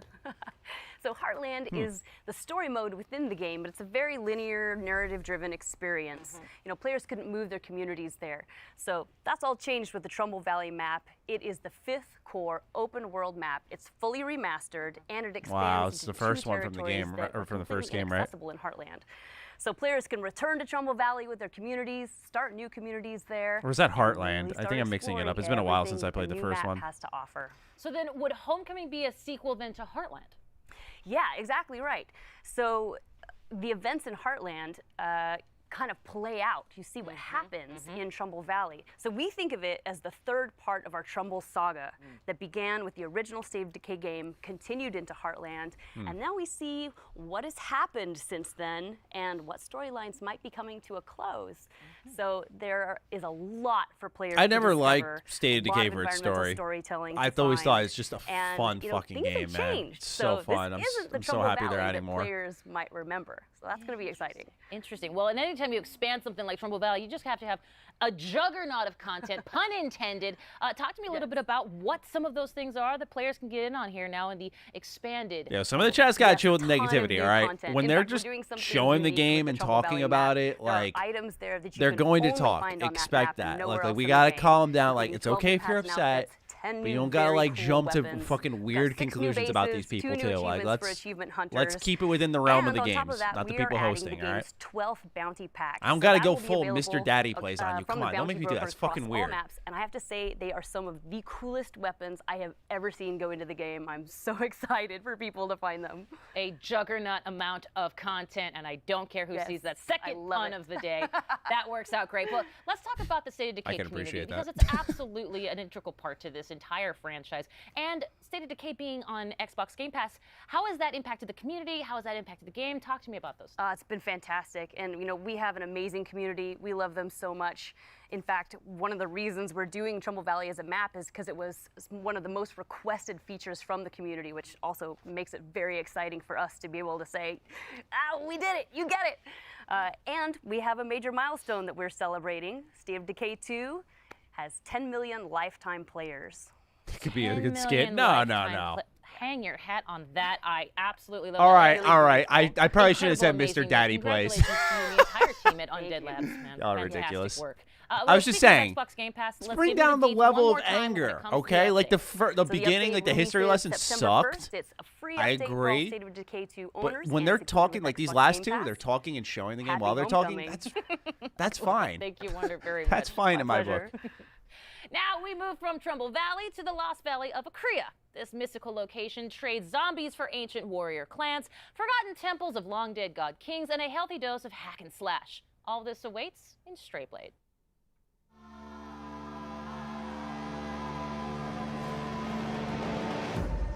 Stray Blade. This just reeks of I like Souls games. Pre-alpha build. Oh wow, that's a huge watermark. Normally it's like, you know, on the top bar, but they put it in the bottom right, like really tall, going like, hey, right here. Only at Xbox Series X. Wonder if that means I don't think it's exclusive. But In Stray Blade, you discover the mystical lost valley of Akria, a world which ranges from overgrown temple ruins to frozen caves and winding canyons. A game world that changes based on your victories and plenty of dudes to stab in blade-to-blade combat. If that weren't enough, you even get a fuzzy little pal to help you out. Between the epic fights and this small guy, there's clearly a lot going on here. So let's hear more from Point Blank Games about Stray Blade. Hello everybody, I'm Leonard Kausch, game director at Point Blank Games, and today I will show you Strayblade. This is a good way to show it off. Strayblade is an action RPG where you play a rogue adventurer who is exploring the ancient valley of Akria with his companion, a witty wolf named Boji. Unveil the history of the Forgotten Valley, muster the powers of the 3 Akrian metals to restore balance to this war-torn land. That is the how, as well as the why. Combat and exploration are the 2 key elements of our game. Let's dive into the combat first. Our combat system merges strategic anticipation of enemy attacks with split-second blade-to-blade reactions. It is the high noon of skill-based melee weapon combat. To achieve that, we put our hearts into creating pre-alpha, fluid, definitely looks pretty solid. animations and epic cinematic finishers. You can choose from multiple weapon categories that can be combined to fit your playstyle. I don't like this when I'm seeing there with all the colors and shit. Akria's colorful world ranges from overgrown city ruins to frozen caves and winding canyons. Together with your companion, explore the deepest corners of an ever-changing world bristling with adventure. Every discovery holds I only saw treasure. the Series X Find logo at the materials, end, though. I don't know if this is recipes, exclusive weapons, or not. pieces, and beautiful places. Change is part They of said your this is journey. coming 2022. Every Weren't they like victory not impacts the making world announcements around for that year? That's when you kind of die, time keeps surprising. moving forward. Enemies can't stay dead. New foes invade camps that you weakened, and when Boji revives you, only one thing is certain: the change you brought shapes what now awaits you. And of course, get ready for epic boss fights.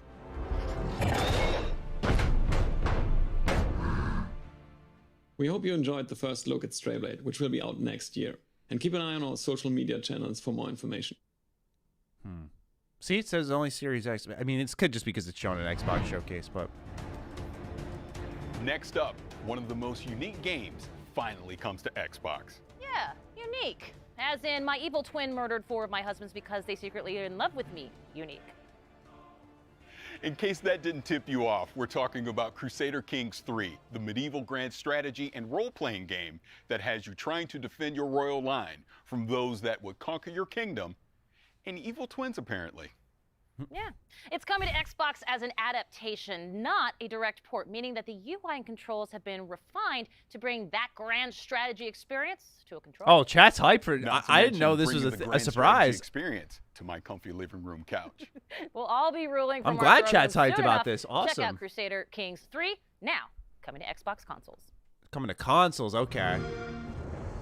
That's why. I was gonna say, isn't this a thing? My son, we must. Is this like a really good game? Like chat was popping off. Against us. Your father sought his glorious revenge. It's got now you want a Metacritic? Okay, wow. What kind of game is this? It's a grand strategy game, but like. The greatest wars are won with weddings, not warriors. With daggers, not swords.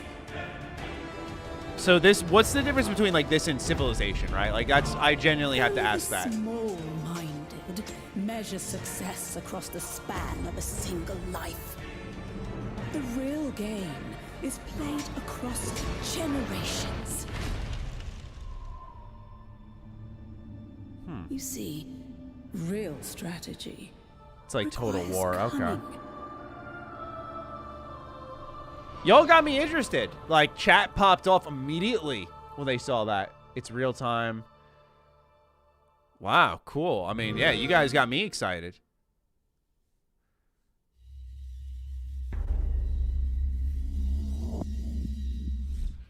Crusader Kings 3 is wild. You really haven't lived until you've made an 8-year-old. Wait, we're saying King day of one England. Game Pass? Well, it's nice to have hobbies. We've all gotten into some weird stuff this past year. Weird like diving into people's brains and exploring their mental universes. No projected father, into a my daddy psychedelic plays don't know 60s CK3. Wonderland kind of weird. Exactly that kind of weird, which means I am so excited for Psychonauts to Carrick is finally pretty get a big sequel. on it, if I It's been recall. so, You know, I do remember him saying that. Didn't he say it was like really is something complicated special too? about Psychonauts, isn't it? Now you mentioned that. It really is indeed. Now, think about this. 2005, when Psychonauts originally came out, was a different time for gaming. Most of the biggest games that year, we're talking Resident Evil 4, Battlefield 2, Call of Duty 2. They were great games, for sure. But they were all big, beefy shooter games. Meanwhile, Psychonauts had humor, whimsy, and surprisingly heartfelt moments. It was an oasis of color and humanity in an era when games were increasingly turning grimy, dark, and combative. Not to mention having some deceptively deep character. I mean, it's kind of the same thing now, right? Like, That's Psychonauts why 2 the just really original lands is in a considered pretty a cult classic. violent time It for has games, been if you a will. long time coming, and it is finally here. Enjoy this long-awaited launch trailer for Psychonauts. CK3 is streamlined and more approachable. All right, I mean, like, yo, y'all are selling me on this game. Like, I kind of want to try it. I mean, there's only, you gotta make business choices, right? Gotta choose certain games to play when.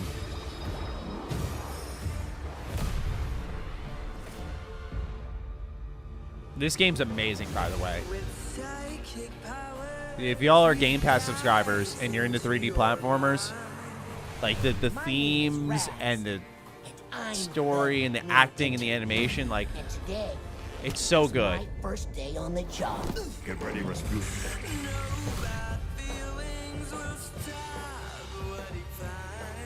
Did you forget everything I taught you about levitation, Rasputin? I'm not supposed to check out equipment to interns. You did what? Can we just... No. Quit picking on the new kid. We were all new once, in case you forgot. I've got eyes on the target. And I've got CK3 eyes is like on a you. strategy RPG. That's what makes it unique. I'll look into it. You know, definitely. I appreciate the super chat, by the way, but it's definitely something that's up my alley. Yeah, if like anyone cares about like mental health or, you know, artistic interpretation of that, this game does a really good job of that as well.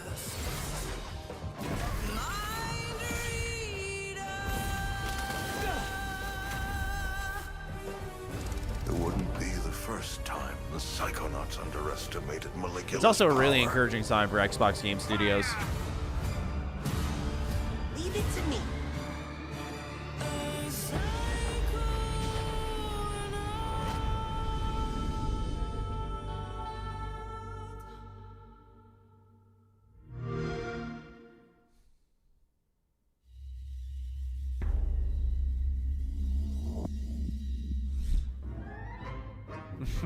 Well, it's clear I could not be more excited for Psychonauts 2 because I gotta be honest, me and that original game, we got some beef that needs settling. If you know, you know, the meat circus level, it is infamous, it is brutal, it is difficult to say the least. It's the final level of the original game that came out, and I cannot believe I'm doing the math on this one.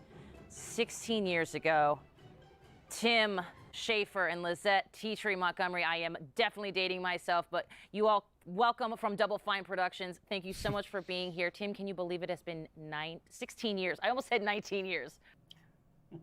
Yeah, it feels like only yesterday, but it kind of was for Raz because the story picks up right where the first game left off.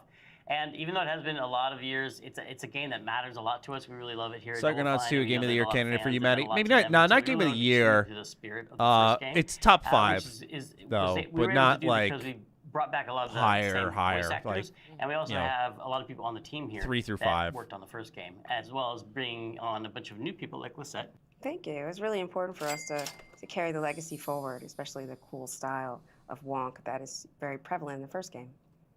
Style of Wonk. Just put it on a shirt. I'm in there for it. Let's roll it back a bit. Of course, this can be a kind of a trippy idea if you're not familiar. Psychonauts, they still jump into people's minds, I'm assuming, like the first game, right? So if a Psychonaut sort of dove into my brain, it would be like a lot of Ted Lasso quotes and French Bulldog memes. Am I correct, Tim? Yeah, that's what's fun about a Psychonauts game. Is Her that jokes all are the fire levels in this different, just segment. like every person is The jokes have been different hit or based on their miss, but I've actually personality. liked 2 of them If now. you could jump into someone's mind, what would it look like in there? What would be the color of the sky, and like who would the monsters be? And in Psychonauts, you get to do that because Raz has the power of astral projection. And when he goes in, he gets to fight those monsters and help people deal with their nightmares and wrestle with their inner demons. And so there's a ton of variety, and there's a lot of anything goes. We can go to any location, we can have any art style, and coming up with new levels for the second game was really fun to do.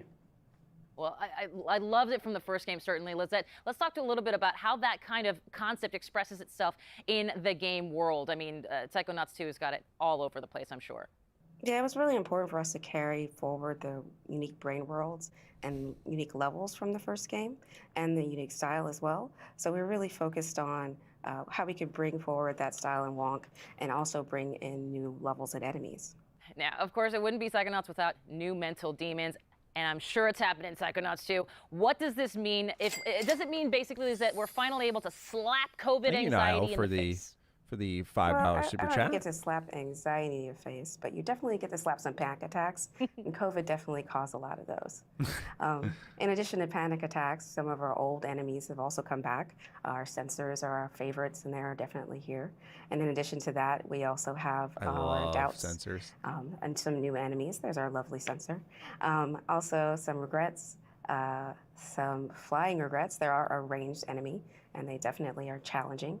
Our doubts are our slow, sticky melee enemy. You're also seeing our enabler here. He is our, it energizes our whole combat troop. So we have a whole cast that you can battle and fight with. Including the new Bad Mood. Including the Bad Mood. Which is... the electric Bad storm Mood of is such a feelings good that enemy you have to type. fight. Now, for those who haven't played the original, available now on Xbox Game Pass, by the way, wink. Tim, why is Raz so good at rummaging through brains? Raz is, he has some very special skills. He has two whole sets of skills, one being the acrobatic skills he learned growing up in the circus. He can balance on tightropes, jump on trampolines, swing on trapezes, and that helps him navigate and get around to all kinds of interesting places. But he also has this other side to his personality, which is that he's a powerful psychic. So he can levitate objects, he can use telekinesis and pyrokinesis. He has these powers which people might recognize from the first game, as well as 3 new powers for the second game. He has the ability to mentally connect thoughts together, and he can connect 2 thoughts and actually connect 2 thoughts together to solve puzzles and to navigate in this game. He has the power of time bubble, which is just change and slow down how things are moving by changing people's perception of time. And he also has the power of projection, which allows him to pull an archetype, a personality, out of his unconscious mind and bring it into the world that he's in, like a companion in battle or in puzzle solving. But let's talk about the story for a second, because as the original Psychonauts, we saw Raz training to be part of an organization, and now perhaps he's part of a whole organization at this point. And are there other brain agents, other Psychonauts out there that maybe grew up in a completely different circus? Yeah, we have a lot of new characters in this game. We do. We have a lot of new characters in this game.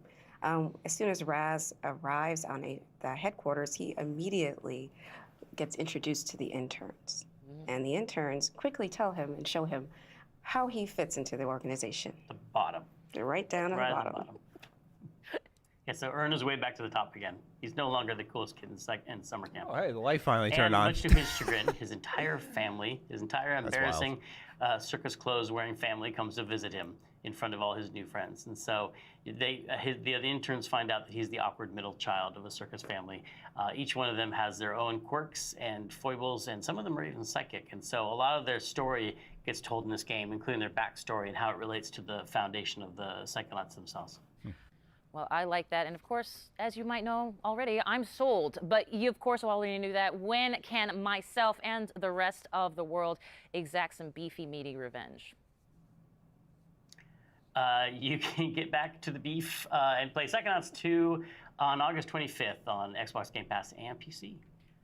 There it is. Lizette, Tim, Play it. from Double Fine, thank Play you this so game. much. And pretty you good. know what? Extend a huge congratulations to everyone at Double Fine on the launch of Psychonauts 2. Thank you so much. We're very excited. Thank you. And you can catch more of Tim Schafer and ask him those burning questions about the newest game in the fan favorite franchise in our Xbox Play stream tomorrow. But first, we're going from cleaning out mental cobwebs to cleaning up alien planets in The this gunk. extremely Oh, satisfying this name. 4K60 Oh, trailer the for gunk. The Gunk. The gunk. Oh, no. All right. Are we going to get a release date on the gunk? Pretty sure the ship's insurance won't cover alien storm damage. You have to be careful out there. The gunk's eating everything here. This planet is literally a paradise when the gunk's gone.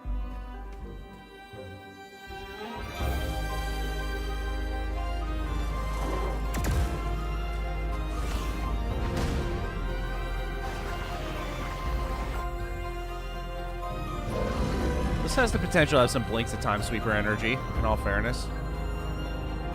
This is more serious looking than I kind of thought the gunk would be. Oh, please, Max.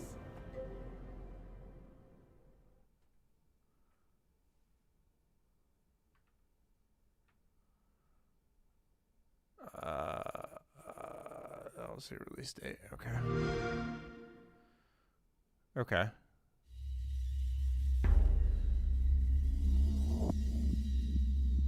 We have talked about so many incredible games today, and it's hard to pick a favorite, but let me just say, it is so cool that State of Decay 2 is expanding Trumbull Valley. Come on. And hey, you know what? Great job on that Flight Sim interview. Oh, thank you. I mean, talking to Jorg is always a blast, and Flight Sim is such a special game to me because, I mean, it's literally letting me travel the world. But I was staring daggers of jealousy watching you talk to Tim and Lizette over at Double Fine. Well, I will say this, I understand, but you got to play Psychonauts 2 already, so I don't even want to hear it. That's true, but it's not the same as talking to the creators. Just trust me when I tell you, be excited for Psychonauts 2. I will say this as well, I am excited to see even more of Psychonauts 2 on our Xbox Plays streams. Yes, don't forget, Xbox Plays will recap all the week's news throughout the week at twitch.tv/Xbox, so make sure to check that out. Before Kate and I let Playground Games take the wheel, let me just say that it has been our distinct pleasure to chat games and nerd out with everyone today. Oh, it's hands down the best part of the job. I feel personally attacked. But we're far from done here. Too true. Now, in June, Playground Games announced that Forza Horizon 5, the highly anticipated follow-up to 2018's breakout hit open-world driving game Forza Horizon 4, arrives on November 9th on Xbox consoles, Xbox Game Pass for console, PC, and cloud, and of course, Steam. And if you're watching our Xbox YouTube channel, switch over to our Xbox Twitch channel to see all this new exclusive content. And that is twitch.tv/Xbox for the full vroom vroom experience. And if you're already watching on Twitch or one of the no Forza Halo channels, release stay right where you are. Without further ado, let's dive in. Let's stay patient. It's not over yet. Horizon 5 controller, which is available for pre-order today, so players can have it in hand by November 9th when the standard edition of the game launches.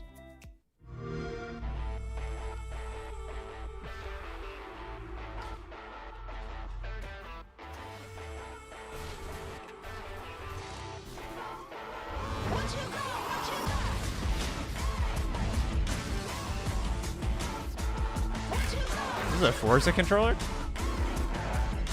If you told me it was a Rage 2 controller, I believe you.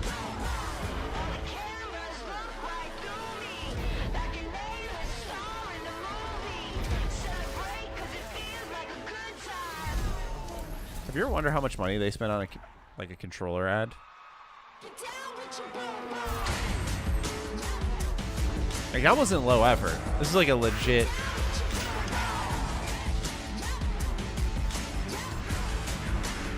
It's pretty sexy controller. See, if I could see controllers when I'm playing the game, I would definitely buy sick controllers. But I'm just like, you know, Joy-Cons are probably the only thing. Anything with handheld where I can actually see it here, and I would add something games with for me. Forza Horizon creative director Mike Brown and Forza Horizon art director Don Arcetta. Hello, everybody. Hi, everyone. Hi, Charlie. Hey, Charlie. Hello. How cool is this? That is stunning. Look at So, that. all right. Well, we obviously just saw a really cool video about it. I think the idea is now they're going studio to studio, still on the same stream. It's not over yet, but I think Paris and I think Kate are done with their part of hosting now. And now it's on to like Forza and maybe Halo. Game, Mike? I don't know, the way they're handling is a Forza little Horizon 5 strange. is bringing the Horizon Festival's unique brand of fun and freedom to beautiful and vibrant Mexico. Players are going to set out across the largest, most diverse open world we've ever built in hundreds of the world's most beautiful and exciting cars. Left for 30 minutes. Anything good happen? Crusader Kings 3, the chat was really excited about. That's right. Even though it does have pretty awesome beaches and the Gunk a number of Gun amazing trailer. deserts, it also has vast canyons, hidden temples, awesome, beautiful historic cities, and even a towering snow-capped volcano, the highest point we've ever had in a Horizon game. So you've talked about how Forza Horizon 5 showcases powerful, all-new graphical features, but what more can you tell us about that?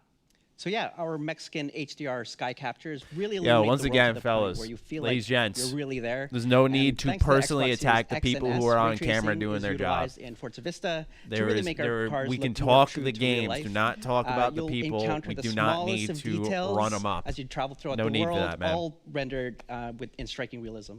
In fact, it looks Exciting weak. overview. You I want my can't honest wait. opinion? It looks And fucking next up weak is doing something that. we know that Forza Horizon fans have definitely been waiting We're just for talking about a the game. If you don't like the most. game, Mike, that's what one thing, exactly but is that has nothing to do with someone that's sitting there doing their job. job. We are about to reveal the cover of Forza Horizon 5, featuring the incredible Mercedes AMG 1 and the 2021 Ford Bronco Badlands. Should we take a look? Let's do it, yeah.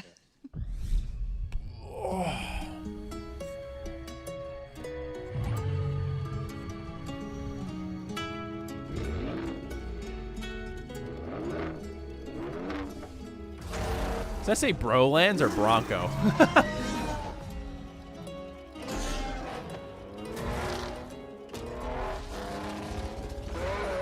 You can say I have a toxic chat, but I mean, that's what happens when you get more people in, dude. You're casting a wider net. So, like, 100 people acting like assholes amidst 200 or 2,400 people, like, yeah, it's going to stand out. I don't even think it's that high, but, like... Well, there's the cover. It's a cover reveal. All right. We'll jot that down. Forza Horizon. Now, those are two very different ways to explore Mexico. So what I want to know is why those two cars were chosen and what players can expect when they get behind the wheel. Yeah, so those differences are exactly why we chose them. The Mercedes AMG 1 marks the first time a car said the features gunk is Formula coming 1 December. hybrid Why wasn't I in the... almost one-to-one from track to the street. And with the Thank 2021 you, Ford Cam. Bronco I appreciate Badlands, you know, that's primed for rugged off-roading across Mexico's vast terrain. And I'm I just woke up anything being announced that I missed because of the content. You've been killing it. Thank you, Dylan.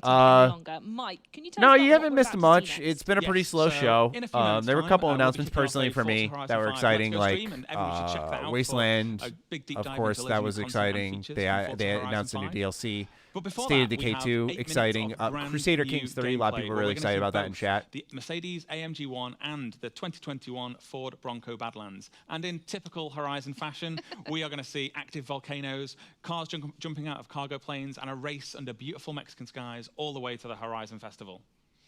Should we check it out? I think we should.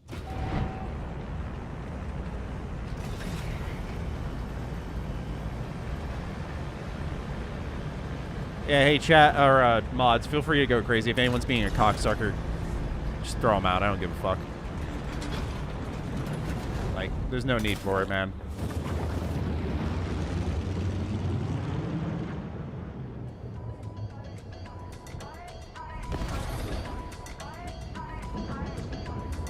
Yeah, because this is the like, I don't give a fuck if you speak your mind, man, but like, I'm not gonna sit here and just watch my chat fucking tear people up just because they're like debuting a game. Like, what the fuck? Like, it's not even defending them or like SJW. It's like, dude, just don't be an asshole. We take control of That's all I'm asking. Ford Bronco Badlands, atop of the towering, snow-capped Gran Caldera volcano. It's like, to me, it's just fucking, it's such a, think of it this way, right? You don't gotta say anything positive, right? Let your brain be the filter. If something negative comes to mind, let your brain filter out. What comes out of your mouth, let that be. It doesn't even have to be positive, right? You can be critical of the game. No one's stopping you. Who are you to tear someone down like that, man? This doesn't... Oh, shit. Oh, shit. I'm about this. I like snow. I mean, it's just such a waste of energy, man. Like, I'm not even saying it once again, because I see a lot of people on Twitter, like, preach all the time. Like, you gotta be positive. You gotta be loving. I get it. We're human, right? Like, sometimes you don't wake up in that mood. But that doesn't mean you also gotta rip on people. That's, to me, that's just destructive. Like, you're casting destructive energy into the world. And it's a colossal waste of everyone's time. Especially when you're doing it on an Xbox stream. Just tab off. Go do something else. whether it be my stream or not. Like, tab off.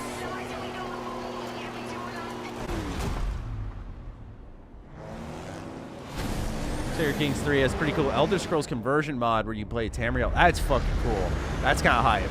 Not gonna lie. I love that.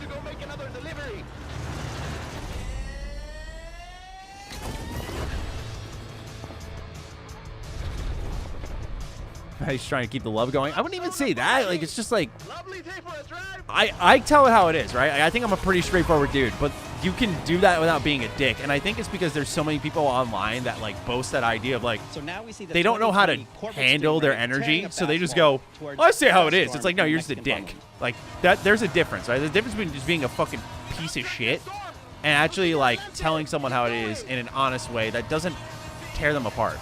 You know, being straightforward is good. But one thing you learn over time as you talk to more people is that sometimes you don't need to give them the brutal, hard, honest truth like, this is fucking ugly. It's like, maybe it's not the best, right? Like, there's different ways to put stuff.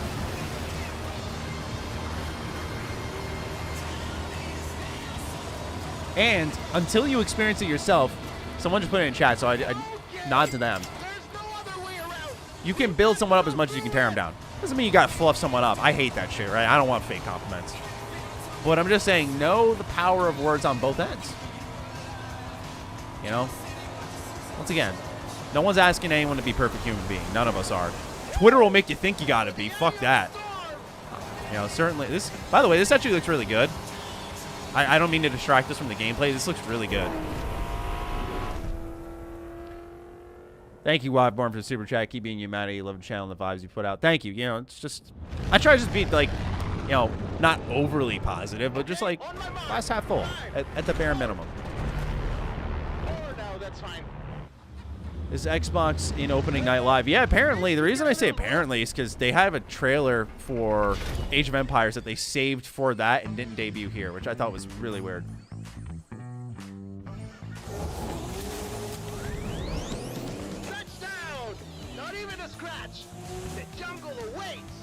Next up is the Porsche 911 Desert Flyer, crashing through the dense jungle trees. All right, I'm not gonna lie. Like, I know I was getting Forza a little bit of shit.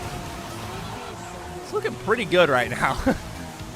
I love the diverse locations. Of course, it's gonna look beautiful when we're not watching a stream of it, but you know.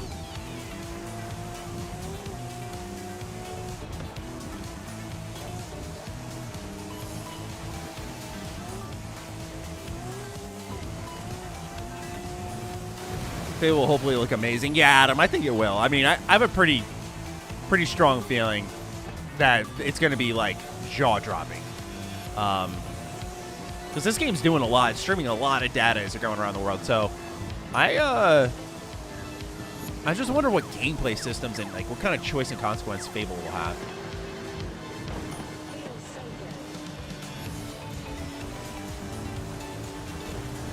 I want this graphical detail in an Elder Scrolls game. That's a big ask for Bethesda. I mean, by the time, here's what's gonna suck is like we saw Elder Scrolls 6 to some extent when they were scanning in Shirley Curry into the game, and like we all saw it and went, that's a Bethesda game. Like, of course it's gonna be downscaled a little bit by the time we actually see it because like that was like just a pure model. But like when I saw that, I was like, you know what's sad is by the time 2026 comes around, that may not even be that great. So that's what sucks. Bethesda's never really had a graphical showcase. They've had beautiful worlds, though. Their world spaces are beautiful. I think that gets lost in the translation of people talking about character models all the time.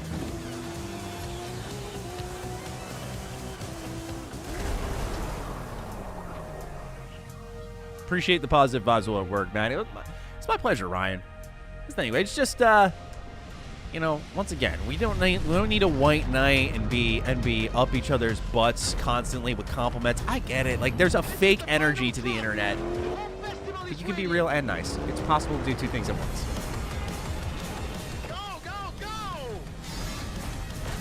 Why is this thing not sitting back? There we go.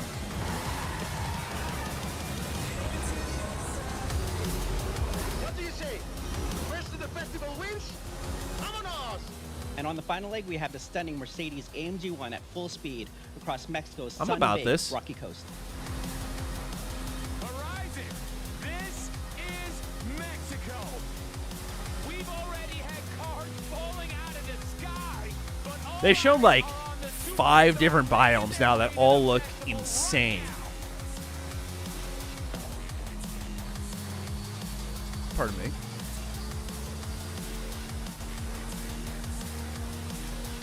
Oh, look at that. Look at the, now it's color. Then there's like beaches. Damn, man. Damn. The defining Duke audience is going to pass out if they hear this. They hear me going, damn, the Forza.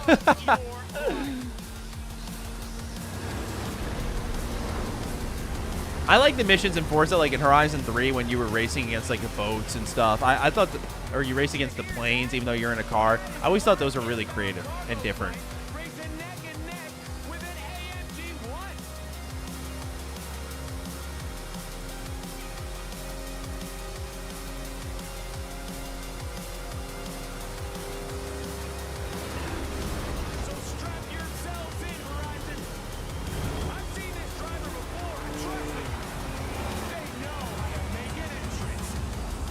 Can't wait to play this with my new steering wheel. Oh, yeah. I bet that's going to be sick for people who got the steering wheel attachment.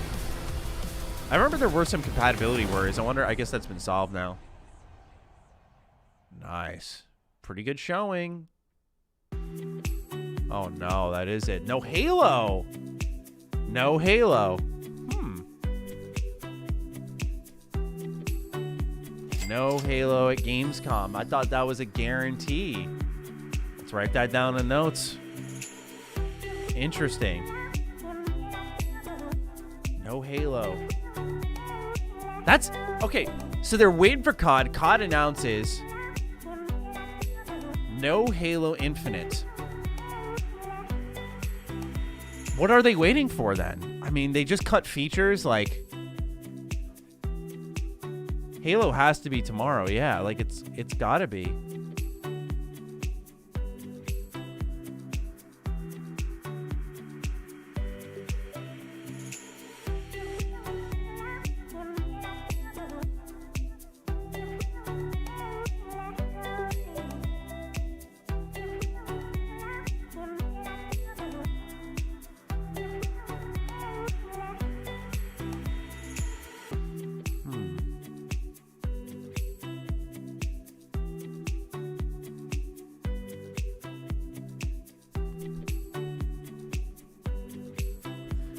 That was an interesting showcase. Definitely weaker than the gameplay showcase extended, I felt.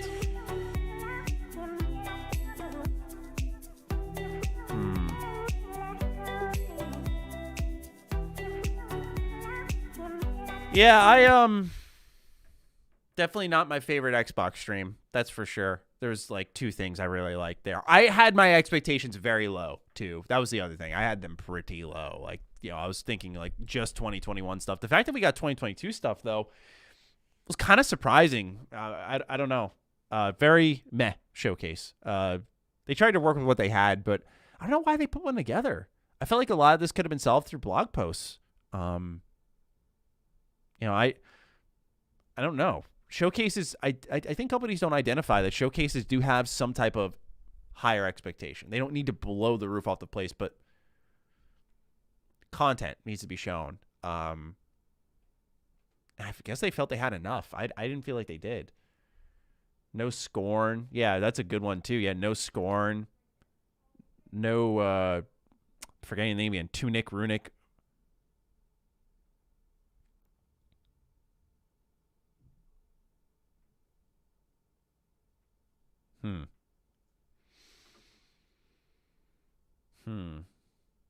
Wasteland did look great. I agree. Wasteland did look great. The Trebuchet, though. Yeah, I know, right? That was fresh.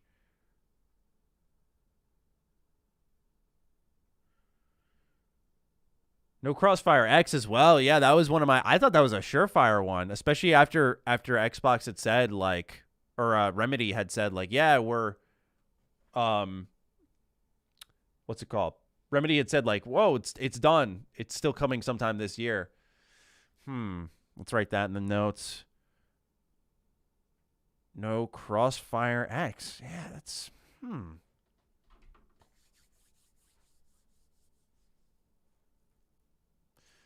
Yeah, man. Not great. Not great on the games front. I thought the showcase... I don't mind. A lot of people don't like the interviews. They aren't as egregious and stretched out as the ID at Xbox ones, and also not only that, they're not as fake. No disrespect to like the Twitch personalities who host them, but they're very like, oh my God, that was amazing for everything, and it just hurts the games, in my opinion. To me, these interviews were, outside of obviously Microsoft Flight Simulator, was way too long.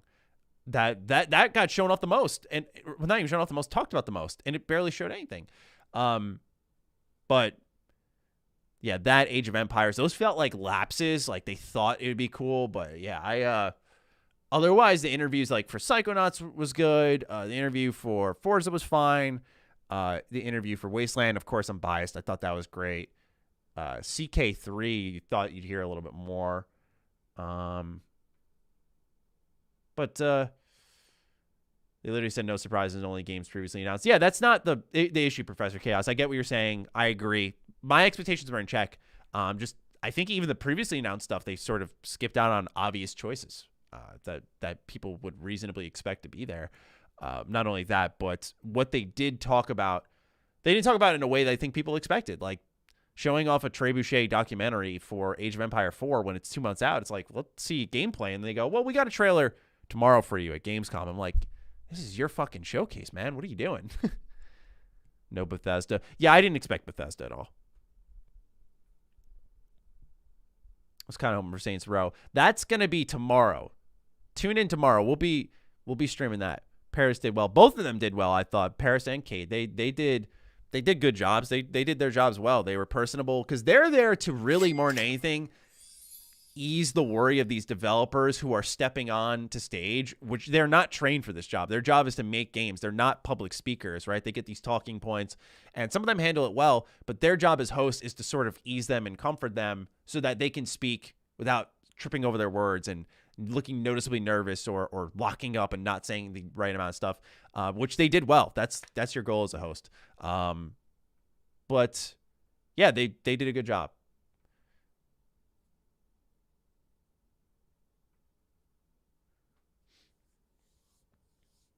I will say the jokes though, I wasn't crazy about them. I felt like they tried not trying a little too hard. They tried too hard. They definitely didn't land. That's for sure. Any other game show? Tomorrow is Gamescom opening night live. That's at 2. We'll be live at like 1:30 to stream that. You like that one lady's joke? Yeah, Katie had a good joke with Psychonauts. Katie had a good joke. She made like a meat pun or something like that. And I can appreciate a pun, man. So for me, I was like, you got me. You got me.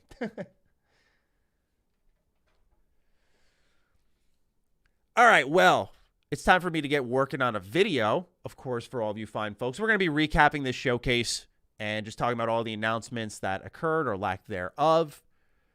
And tomorrow we'll be live again for opening night live. Same ordeal.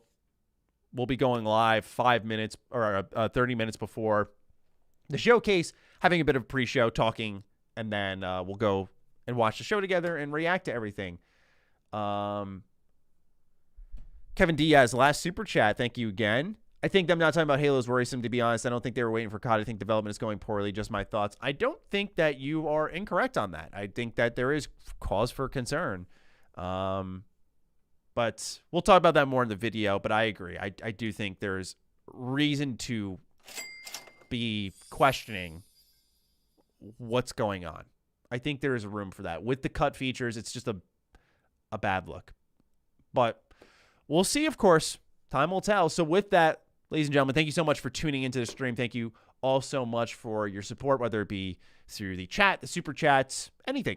Appreciate having you here. Thank you to the mods who worked very hard today. Appreciate all of you, especially. And with that, I'll catch all of you tomorrow for a little bit of Gamescom opening night live reactions once more. And until then, take good care of yourselves. Be well. And we'll talk shortly, all right? See you later.